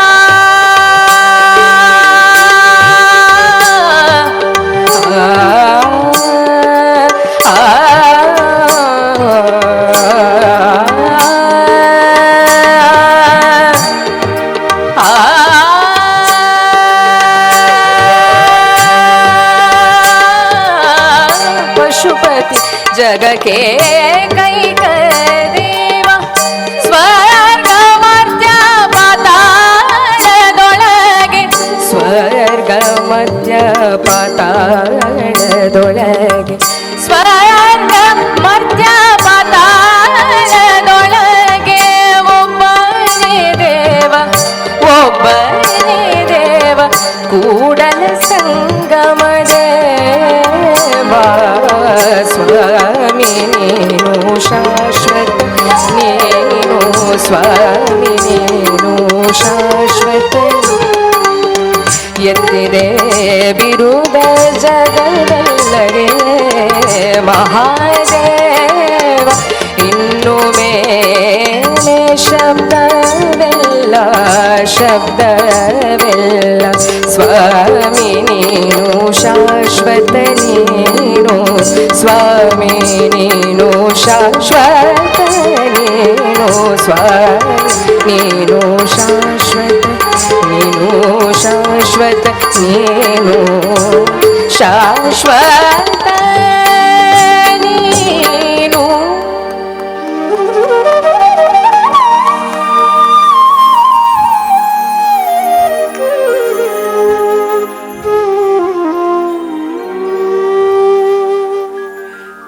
ಸಂಗೀತಕ್ಕೆ ಒಂದು ವಿಶೇಷವಾದ ಶಕ್ತಿ ಇದೆಯಂತೆ. ಎಂಥ ಶಕ್ತಿ ಗೊತ್ತೇನು? ನೀವೆಷ್ಟೇ ಕ್ಷಾತ್ರ ತೇಜ, ಎಷ್ಟೇ ವೀರಾವೇಶದಲ್ಲಿರಿ, ಒಂದು ಹಾಡು ನಿಮ್ಮನ್ನು ಶಾಂತ ಮಾಡಬಲ್ಲಂಥ ಸಾಮರ್ಥ್ಯ ಹೊಂದಿದೆ. ಆ ರಾಗದ ಶಕ್ತಿ ಅಂಥದ್ದು. ಇಡೀ ಬಸವಣ್ಣನವರ ವಚನ ಎಷ್ಟು ಸುಂದರವಾಗಿ ನಮ್ಮ ಎದುರಿಗೆ ಕಟ್ಟುಕೊಟ್ಟಲ್ಪಡ್ತಲ್ಲ. ಅದರ ಮಿತ್ರರೇ, ಈ ಕರ್ನಾಟಕದ ವೈಶಿಷ್ಟ್ಯ ಏನು ಗೊತ್ತೇನು? ಶಾಂತಿಗೆ ಹೆಸರಾಗಿರುವಂಥದ್ದು ಅಂತ. ನಾನು ಆಗಲೇ ಹೇಳ್ತಿದ್ದೆ ನಿಮಗೆ, ಶಂಕರಾಚಾರ್ಯರು ಕೇರಳದ ಕಾಲಟಿಯಲ್ಲಿ ಹುಟ್ಟಿದ್ರು. ದೇಶವನ್ನು ಅನೇಕ ಬಾರಿ ಸುತ್ತಿದ ನಂತರ 4 ಆಮ್ನಾಯ ಪೀಠಗಳನ್ನು 4 ದಿಕ್ಕಲ್ಲಿ ಸ್ಥಾಪಿಸಬೇಕು ಅಂದ್ಕೊಂಡಾಗ ಸಹಜವಾಗಿ ಆಲೋಚನೆ ಮಾಡಿ, ನಾವು ಮೈಸೂರಿನವರಾದ್ರೆ ಏನು ಅನ್ಕೋತೀವಿ ಗೊತ್ತಾ? ಎಲ್ಲ ವ್ಯವಸ್ಥೆ ಇದೆ, ಮೈಸೂರಲ್ಲೇ ಒಂದು ಮಾಡಿಬಿಡೋಣ ಅಂತ. ನಮ್ಮೂರಲ್ವಾ, ಒಂದು ಮಾಡಿಬಿಡೋಣ ಅಂತ.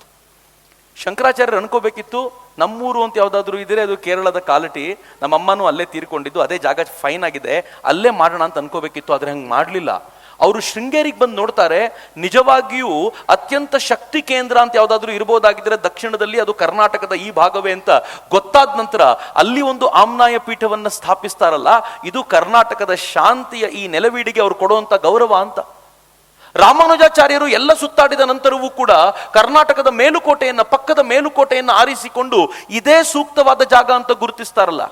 ಮಹಾರಾಷ್ಟ್ರದ ಶ್ರೀಧರ ಸ್ವಾಮಿಗಳು ಎಲ್ಲ ಗುಡ್ಡಗಳನ್ನು ಬಿಟ್ಟು ತಾನು ವರದಹಳ್ಳಿಯಲ್ಲಿರುವಂತಹ ಗುಡ್ಡವನ್ನು ಏರಿ ಕೂತ್ಕೊಂಡು ತಪಸ್ಸಿಗೆ ಕೂತ್ಕೊಳ್ತಾರಲ್ಲ. ಯಾಕೆಂದ್ರೆ ಕರ್ನಾಟಕ ಶಾಂತಿಯ ನೆಲವೀಡು ಅಂತ ಅವರಿಗೆ ಗೊತ್ತಿದ್ರಿಂದಲೇ ಹೀಗೆ. ಬರೀ ಇಷ್ಟೇ ಅಲ್ಲ, ಭದ್ರಬಾಹು, ಮೌರ್ಯರ ಕಾಲದಲ್ಲಿ ಭದ್ರಬಾಹು, ಜೈನರ ಆ ಚಿಂತನೆಯನ್ನ ಹೊತ್ಕೊಂಡಿದ್ದಂತ ಭದ್ರಬಾಹು ತನ್ನ ಜನರನ್ನ, ತನ್ನ ಮುನಿಗಳನ್ನ ಕರ್ಕೊಂಡು ಇಡೀ ದೇಶದಲ್ಲಿ ಎಲ್ಲಿಗೆ ಬರಬೇಕು ಅಂತ ಆಲೋಚನೆ ಮಾಡಿದಾಗ ಶ್ರವಣ ಬೆಳಗೊಳಕ್ಕೆ ಬಂದು ನಿಂತ್ಕೊಳ್ತಾನೆ. ಯಾರನ್ನ ನಾವು ಅತ್ಯಂತ ಹೆಮ್ಮೆಯಿಂದ ಮೌರ್ಯರ ಸ್ಥಾಪಕ ಅಂತ ಕರಿತೀವೋ, ಮೌರ್ಯ ವಂಶದ ಅತ್ಯಂತ ಶ್ರೇಷ್ಠ ನಾಯಕ ಅಂತ ಕರಿತೀವೋ, ಅವರುಗಳು ಕೂಡ ಅಲ್ಲೇ ಬಂದು ಉಳ್ಕೊಳ್ಳುವಂತ, ಶ್ರವಣ ಬೆಳಗೊಳದಲ್ಲಿ ಬಂದು ಉಳ್ಕೊಳ್ಳುವಂತ ವಾತಾವರಣ ನಿರ್ಮಾಣ ಆಗುತ್ತಲ್ಲ, ಇದು ಕರ್ನಾಟಕದ ಹೆಮ್ಮೆ ಅಂತ. ಮಿತ್ರೇ, ಈ ಹೆಮ್ಮೆಗೆ ಕಾರಣ ನಾವು ಬಹಳ ಖುಷಿ ಪಡುವಂಥ ಸಂಗತಿ ಇದೆಯಲ್ಲ. ನಾನು ಯಾಕಿದ್ದೀನಿ ನಿಮ್ಮ ಜೊತೆ ಹಂಚ್ಕೊಳ್ತಿದ್ದೀನಿ, ಈ ಕಾರ್ಯಕ್ರಮದ ಉದ್ದೇಶವೇ ಏನು ಅಂತಂದರೆ, ಆ ಕರ್ನಾಟಕವನ್ನು ಕಟ್ಟಿದ ಮಹನೀಯರನ್ನು ನೆನಪಿಸ್ಕೋಬೇಕು ಅಂತ. ಇವತ್ತು ನಮ್ಮ ಪಾಲಿಗೆ ಕರ್ನಾಟಕದ ಹೋರಾಟ ಅಂತಂದ್ರೆ ಏನು ಗೊತ್ತಾ? ಕನ್ನಡದ ಹೋರಾಟ ಅಂತಂದ್ರೆ ಒಂದಷ್ಟು ಬಾವುಟಗಳನ್ನು ಹಿಡ್ಕೊಂಡು ಬೀದಿಗೆ ಇಳಿದು ಬಿಟ್ರೆ ಹೋರಾಟ ಅಂತ. ನಾನೊಂದು ಘಟನೆ ನಿಮ್ಮ ಜೊತೆ ಹಂಚ್ಕೊಳ್ತೀನಿ. ಈ ದೇಶದಲ್ಲಿ ಒಬ್ಬ ಅದ್ಭುತವಾದ, ಕರ್ನಾಟಕದಲ್ಲಿ ಒಬ್ಬ ಅದ್ಭುತವಾದ ಸಾಹಿತಿ ಇದ್ರು. ಇವತ್ತಿನ ಪೀಳಿಗೆ ಅನೇಕ ಜನರಿಗೆ ಅವ್ರಿಗೆ ಗೊತ್ತೇ ಇಲ್ಲ.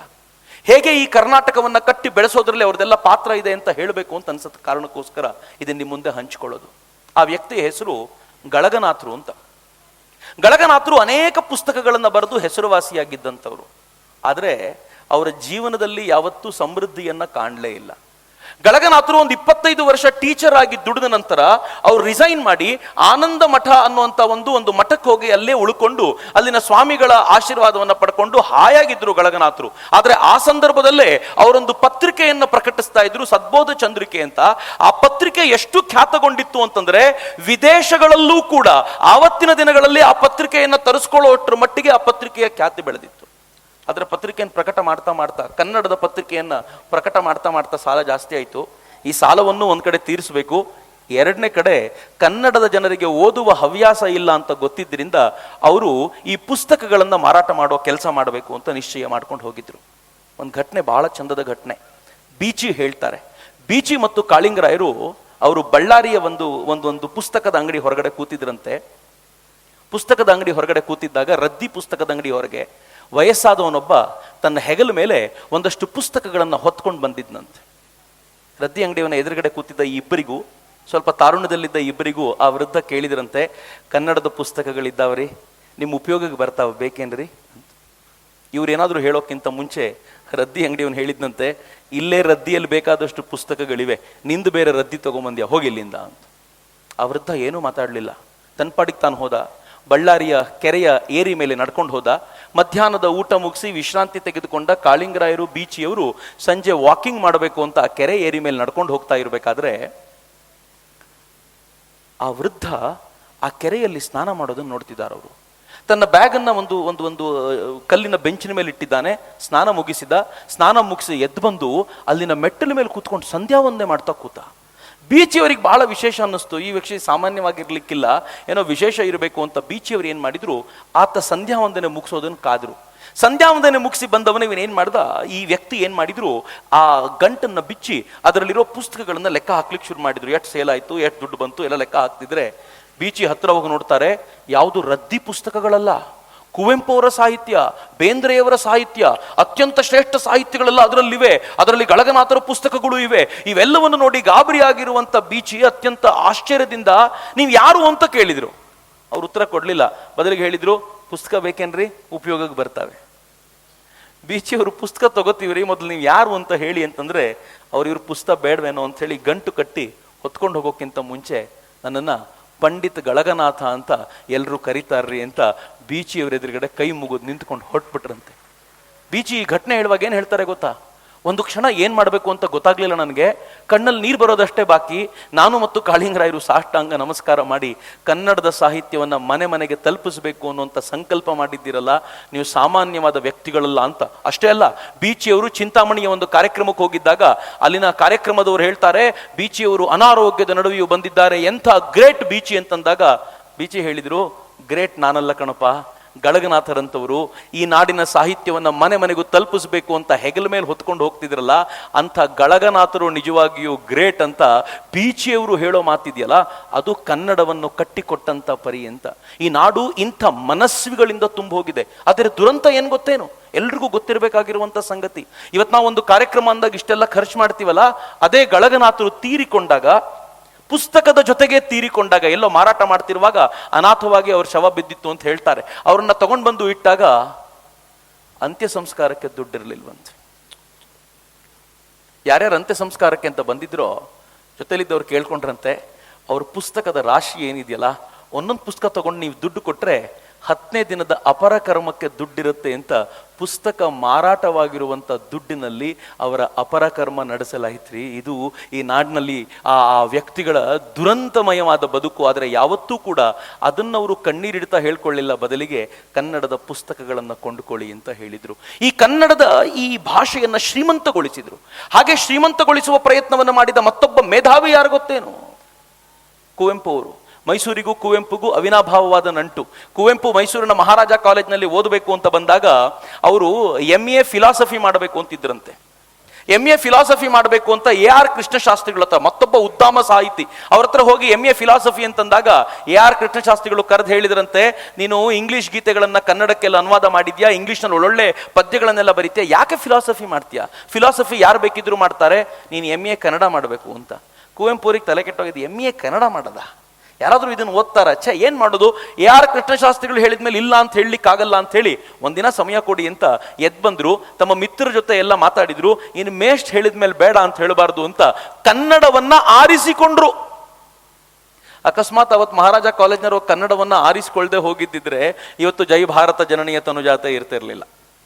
ಅವರು ಅವತ್ತು ಆರಿಸಿಕೊಂಡಿದ್ದರ ಪರಿಣಾಮವಾಗಿ ಅವರು ಅತ್ಯದ್ಭುತವಾದ ಕವಿಯಾಗಿ ಬೆಳೆದು ನಿಂತರು. ದುರಂತ ಏನ್ ಗೊತ್ತೇನು, ಕೆಲವೊಂದು ಎಡಪಂಥೀಯ ಚಿಂತಕರಿದ್ದಾರೆ ಕುವೆಂಪುವನ್ನ ದೈವ ವಿರೋಧಿ ಅಂತ ಗುರುತಿಸ್ಲಿಕ್ಕೆ ಪ್ರಯತ್ನ ಪಡ್ತಾರೆ. ಗೊತ್ತಿರಲಿ ಮಿತ್ರರೇ, ಕುವೆಂಪು ಅನೇಕ ಬಾರಿ ಮೂರ್ತಿ ಪೂಜೆಗಳನ್ನ ಬೈದಿದ್ದಿರಬಹುದು, ಆದರೆ ಅಂತರಂಗದ ಸತ್ಯವನ್ನ ಅರಿತುಕೊಳ್ಳಬಲ್ಲಂತ ಉದ್ದಾಮವಾದ ಸಾಹಿತಿ ಕುವೆಂಪು ಆಗಿದ್ರು ಅನ್ನೋದನ್ನು ಯಾರೂ ಅಲ್ಲಗಳಿಗೆ ಸಾಧ್ಯ ಇಲ್ಲ. ನೀವು ಯಾವತ್ತಾದ್ರೂ ಕುವೆಂಪು ಸಾಹಿತ್ಯ ತೆಗೆದು ನೋಡಿ, ಅವರ ಸಾಹಿತ್ಯ, ಅವರ ಕವನಗಳನ್ನ ನೀವು ಕೆಲವೊಂದು ಸಂದರ್ಭದಲ್ಲಿ ಶಾಕ್ ಇಲ್ಲದೆ ರಿಸೀವ್ ಮಾಡ್ಲಿಕ್ಕೆ ಸಾಧ್ಯನೇ ಇಲ್ಲ. ಒಂದು ಕವನದಲ್ಲಿ ಕುವೆಂಪು ಹೇಳ್ತಾರೆ, ಗಾಳಿ ಗುಸಿರುನಿ ಬೆಂಕಿ ಗುರಿಯುನಿ ಉದಕ ಕದರ ಜೀವ. ಅವರ ಅದ್ಭುತವಾಗಿರುವಂತ ಶಕ್ತಿಯ ಕುರಿತಂತೆ ಹೇಳ್ತಾರೆ, ಯಾವ ಗಾಳಿಗೆ ನೀನೇ ಉಸಿರು, ಬೆಂಕಿಗೆ ಉರಿ ಕೊಡೋದು ನೀನೇ, ಉದಕಕ್ಕೆ ಶಕ್ತಿ ತುಂಬಿದ್ದು, ನೀರಿಗೆ ಶಕ್ತಿ ತುಂಬಿದ್ದು ನೀನೆ ಅಂತ ಆ ಅದ್ಭುತವಾದ ಕಾಳಿ ತತ್ವವನ್ನು ವರ್ಣನೆ ಮಾಡಿದ ಕುವೆಂಪು ಅವರನ್ನ ನೀವು ಯಾವ ಕಾರಣಕ್ಕೆ ಅವರನ್ನ ದೈವ ವಿರೋಧಿ, ಅವರು ಈ ಥರದ ಚಿಂತನೆಯಲ್ಲಿದ್ದವರು ಅಂತ ಎಡಪಂಥೀಯರ ಭಾವನೆ ಇದೆಯಲ್ಲ, ಬಹಳ ಡೇಂಜರಸ್. ನಾನು ಒಂದ್ಸಲ ಒಂದು ಕಾರ್ಯಕ್ರಮಕ್ಕೆ ಹೋಗಿದ್ದೆ. ಆ ಕಾರ್ಯಕ್ರಮದಲ್ಲಿ ಒಂದು ದೊಡ್ಡ ಬೋರ್ಡ್, 100 ದೇವರನ್ನೆಲ್ಲ ನೂಕಾಚೆ ದೂರ ಕುವೆಂಪು ಅಂತ. ನಂಗೆ ಅಯ್ಯೋ ಕುವೆಂಪು ಹಿಂಗೆ ಹೇಳ್ಬಿಟ್ರಂತ, ಅಲ್ಲಿವರೆಗೂ ಓದಿರಲಿಲ್ಲ ನಾ ಸಾಲನ್ನ. ನಾನು ಬಹಳ ಗಾಬರಿಗೊಂಡು ಕುವೆಂಪು ಹಿಂಗೆಲ್ಲ ಹೇಳ್ಬಿಟ್ರ ಅಂತ ಹೇಳಿ ವಾಪಸ್ ಬಂದು ಪುಸ್ತಕ ನೋಡಿದ್ಮೇಲೆ ಗೊತ್ತಾಯ್ತು, 100 ದೇವರನ್ನೆಲ್ಲ ನೂಕಾಚೆ ದೂರ ಅಂತ ಕುವೆಂಪು ಹೇಳಿದ್ದಾರೆ. 2ನೇ ಸಾಲ ಏನು ಗೊತ್ತಾ, ತಾಯಿ ಭಾರತೀಯ ದೇವಿ ನಮಗಿಂದು ಪೂಜಿಸುವ ಬಾರ ಅಂತ ಅದ್ಭುತವಾದ ಸಾಲನ್ನು ಕಟ್ಕೊಟ್ಟಿದ್ದಾರೆ. ನೀವು 100 ದೇವರನ್ನ ಆಚೆಗೆ ನೂಕಿ, ಆದ್ರೆ ಇನ್ನು ಮುಂದೆ ತಾಯಿ ಭಾರತೀಯನ್ನೇ ದೇವರು ಅಂತ ಪೂಜಿಸುವ ಸಮಯ ಬಂದಿದೆ ಅಂತ ನಮಗೆ ಕಲ್ಪನೆಯನ್ನ ಕಟ್ಟಿಕೊಟ್ಟು ಈ ನಾಡನ್ನ ನಿರ್ಮಾಣ ಮಾಡ್ಲಿಕ್ಕೆ ನಿಂತ ಕವಿಯಲ್ಲಿ ಅಗ್ರಣಿ ಕುವೆಂಪುಗಳು ಅಂತ, ಕುವೆಂಪು ಅವರು ಅಂತ ಯಾವ ಕ್ಷಣದಲ್ಲೂ ನಾವು ಮರಿಲಿಕ್ಕೆ ಸಾಧ್ಯ ಇಲ್ಲ. ಮಿತ್ರರೇ, ನಿಮ್ಮ ಮುಂದಿಗೆ ಕುವೆಂಪು ಅವರ ಒಂದು ಗೀತೆಯೊಂದಿಗೆ ಬರ್ತಿದ್ದೀವಿ. ಆನಂದಮಯ ಈ ಜಗ ಹೃದಯ. ಇಡೀ ಕವಿತೆ ಇದೆಯಲ್ಲ, ಇಡೀ ಈ ಗಾನ ಇದೆಯಲ್ಲ, ಎಂಥ ಅದ್ಭುತವಾದ್ದು ಅಂತಂದ್ರೆ, ಅನೇಕ ಹೊಳಹುಗಳನ್ನು ಇಟ್ಕೊಂಡಿರುವಂಥ ಈ ಗೀತೆಗೆ ನೃತ್ಯ ಮಾಡಲಿಕ್ಕೆ ಸೋಹಿನಿ ಕಾರಂತ್ ಬರ್ತಿದ್ದಾರೆ. ಸೋಹಿನಿ ಕಾರಂತ್ ಒಬ್ಬ ಅದ್ಭುತವಾದ ಡ್ಯಾನ್ಸರ್. ನೀವು ನೋಡಿದ ಮೇಲೆ ಮತ್ತೇನು ಹೇಳಬೇಕಾದ ಅಗತ್ಯ ಬರಲ್ಲ. ಆನಂದಮಯ ಈ ಜಗ ಹೃದಯಕ್ಕೆ ತನ್ನ ಹೆಜ್ಜೆ ಹಾಕುವ ಮೂಲಕ ಆಕೆ ಕುವೆಂಪು ಅವರನ್ನ ನಮ್ಮ ಮುಂದೆ ಮರುಸ್ಥಾಪಿಸುವ ಪ್ರಯತ್ನ ಮಾಡ್ತಿದ್ದಾಳೆ. ಸೋಹಿನಿ ಕಾರಂತ್.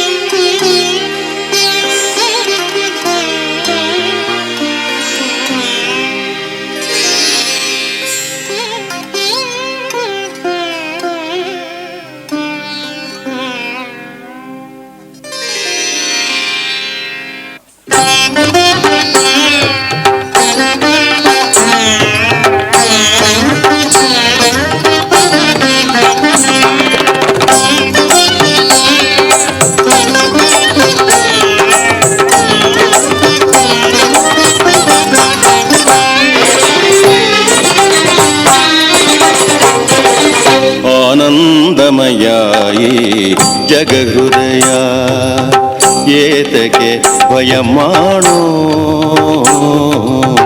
ಸೂರ್ಯೋದಯ ಚಂದ್ರೋದಯ ದೇವರ ದಯ ಕಾಣೋ ಆನಂದಮಯ ಈ ಜಗಹೃದಯ.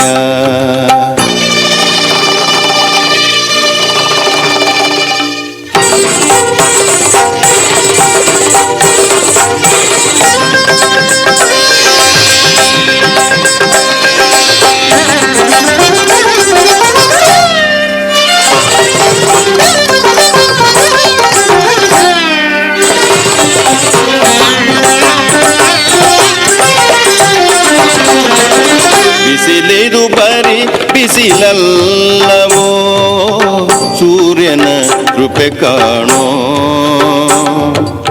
ಸೂರ್ಯನು ಬರಿ ರವಿಯಲ್ಲವೋ ಆಭ್ರಾಂತಿಯ ಮಾಣೋ ಬಿಸಿಲಿದು ಬರಿ ಬಿಸಿಲಲ್ಲವೋ ಸೂರ್ಯನ ಕೃಪೆ ಕಾಣೋ ಸೂರ್ಯನು ಬರಿ ರವಿಯಲ್ಲವೋ ಆಭ್ರಾಂತಿಯ ಮಾಣೋ ಆನಂದಮಯ ಈ ಜಗಹೃದಯ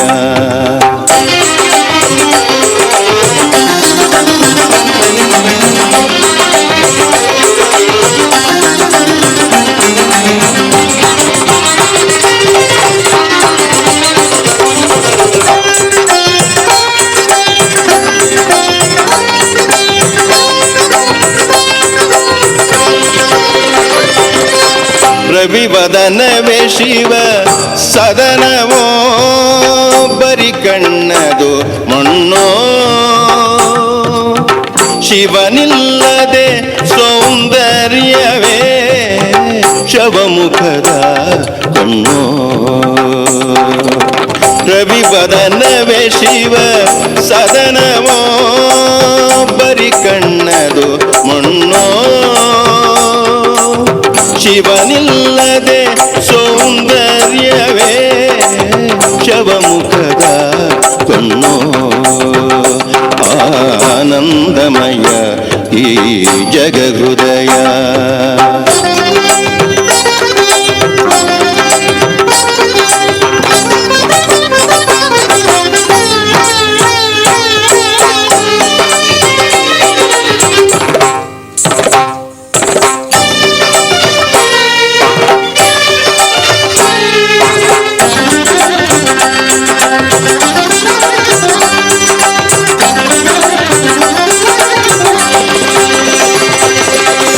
ಹೃದಯದೊಳೆ ಹೃದಯವ ಕಾಣ್ ಅದೇ ಅಮೃತದ ಹಣ್ಣೋ ಶಿವ ಕಾಣದೆ ಕವಿ ಕುರುಡನೋ ಶಿವ ಕಾವ್ಯದ ಕಣ್ಣೋ ಉದಯದೊಳೆ ಹೃದಯವ ಕಾಣ್ ಅದೇ ಅಮೃತದ ಹಣ್ಣೋ ಶಿವ ಕಾಣದೆ ಕವಿ ಕುರುಡನೋ ಶಿವ ಕಾವ್ಯದ ಕಣ್ಣೋ ಆನಂದಮಯ ಈ ಜಗಹೃದಯ ಏತಕ್ಕೆ ಭಯ ಮಾಡೋ ಸೂರ್ಯೋದಯ ಚಂದ್ರೋದಯ ದೇವರ ದಯ ಕಾಣೋ ಆನಂದಮಯ ಈ ಜಗಹೃದಯ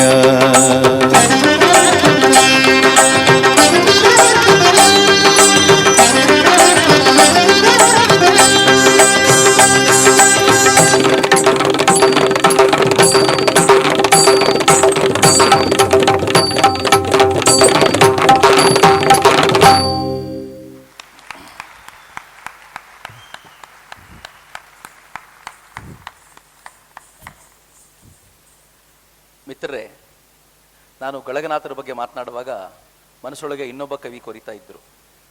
ಕವಿಗಳ ಕುರಿತಂತೆ ಹೇಳ್ತಾ ಹೋದರೆ ಕಾರ್ಯಕ್ರಮದ ಆಯಾಮವೇ ಬೇರೆ ಆಗ್ಬಿಡುತ್ತೆ. ನಾನೊಂದು ಕವಿತೆ ಹೇಳ್ತೀನಿ, ಯಾರು ಹೇಳಿದ್ದು ಅಂತ ಹೇಳಿ. ಬಣ್ಣದ ತಗಡಿನ ತುತ್ತೂರಿ, ಶಬಾಷ್, ಬಹಳ ಖುಷಿ ಅನ್ಸುತ್ತೆ ಕೇಳಲಿಕ್ಕೆ.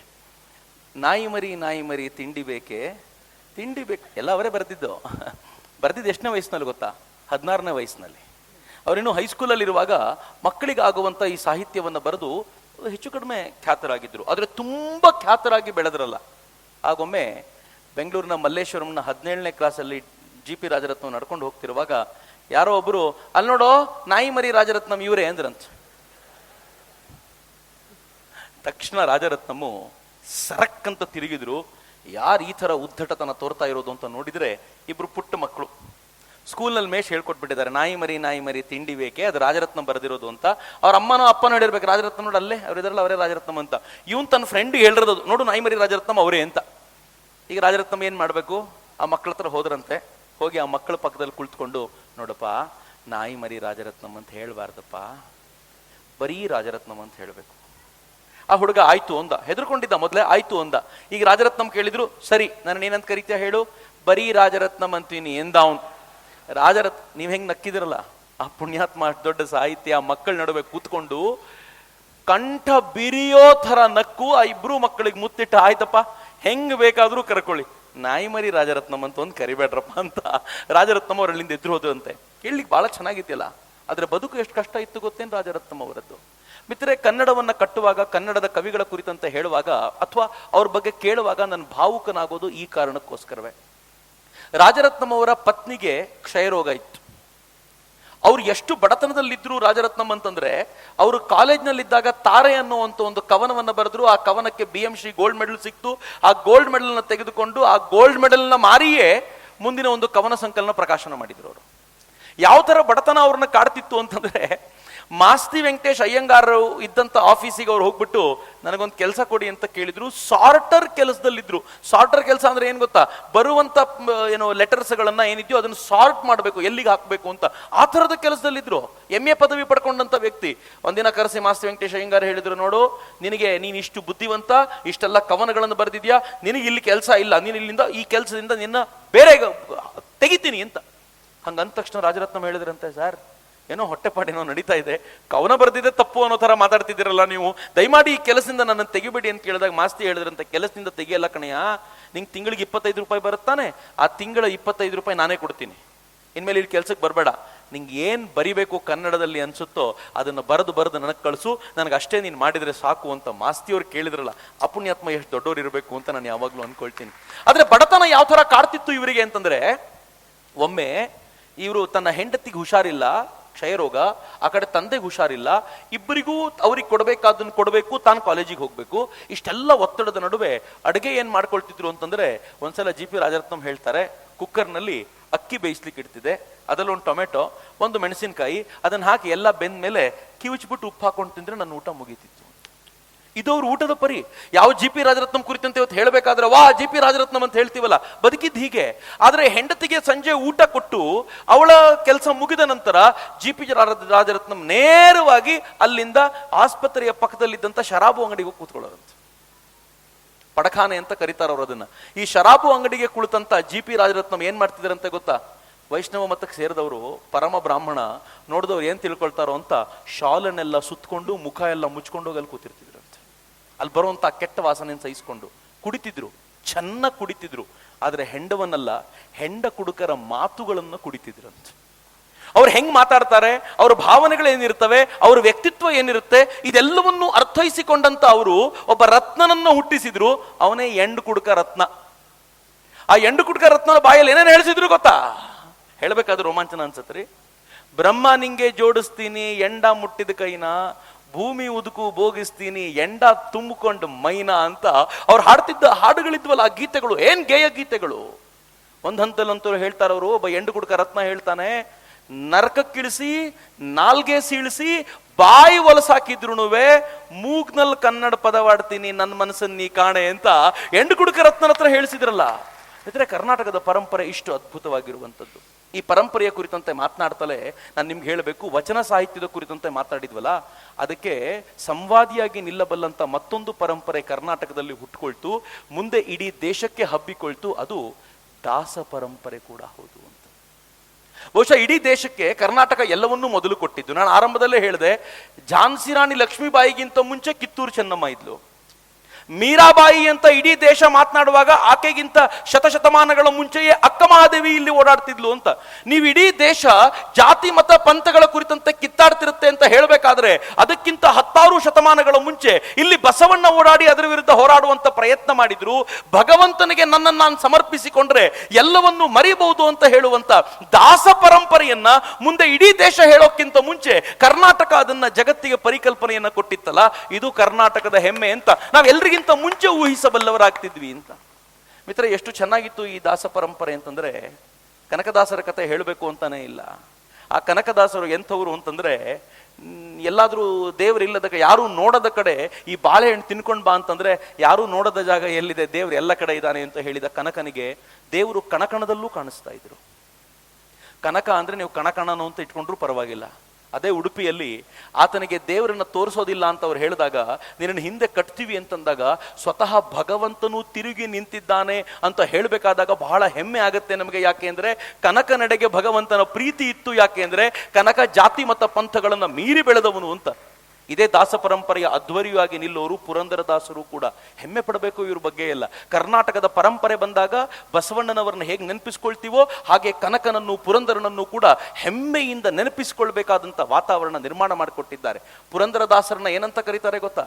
ಕರ್ನಾಟಕ ಸಂಗೀತ ಪಿತಾಮಹ ಅಂತ ಕರೀತಾರೆ. ಕರ್ನಾಟಕ ಸಂಗೀತ ಎಲ್ಲಿ ಹುಟ್ಟಿತು ಅಂತ ಕೇಳಿದ್ರೆ ಪುರಂದರದಾಸರ ಪರಂಪರೆಯಿಂದ ಹರಿದು ಬಂತು ಅಂತ ಬಹಳ ಹೆಮ್ಮೆಯಿಂದ ಹೇಳ್ತಾರೆ. ಕರ್ನಾಟಕ ಅನ್ನೋ ಪದಕ್ಕೊಂದು ಅರ್ಥ ಇದೆ, ಅನೇಕ ಅರ್ಥಗಳಿವೆ. ಕರ್ನಾಟಕಕ್ಕೆ ಕರುನಾಡು ಅಂತ ಕರೀತಾರೆ, ನಾಡು ಕರುನಾಡು ಅಂತ ಕರೆಯುವಾಗ ಅದು ಎತ್ತರದ ಪ್ರದೇಶ ಅಂತ. ಕರ್ನಾಟಕಕ್ಕೆ ಕರಿನಾಡು ಅಂತ ಕರೀತಾರೆ, ಕಪ್ಪು ಮಣ್ಣಿನ ಪ್ರದೇಶ ಅಂತ. ಕರ್ನಾಟಕಕ್ಕೆ ನಾಡು ಅಂತ ಕರೀತಾರೆ, ಇದು ಕಂಪಿನ ನಾಡು ಅಥವಾ ಮಲೆನಾಡಿನ ಪ್ರದೇಶ ಅಂತ. ಕರ್ನಾಟಕಕ್ಕೆ ಕರ್ನಾಟಕ ಅನ್ನೋ ಹೆಸರಿಗೆ ಮತ್ತೊಂದು ಕಾರಣ ಕರ್ಣೆ ಅಟತಿ ಇತಿ ಕರ್ನಾಟಕ ಅಂತ. ಯಾವುದರ ನಿನಾದ ಕಿವಿಯಲ್ಲಿ ಮತ್ತೆ ಮತ್ತೆ ಕೇಳ್ತಿರುತ್ತೋ ಅದು ಕರ್ನಾಟಕ ಎನ್ನುವ ಅರ್ಥ ಕೂಡ ಕರ್ನಾಟಕಕ್ಕಿದೆ ಅಂತ.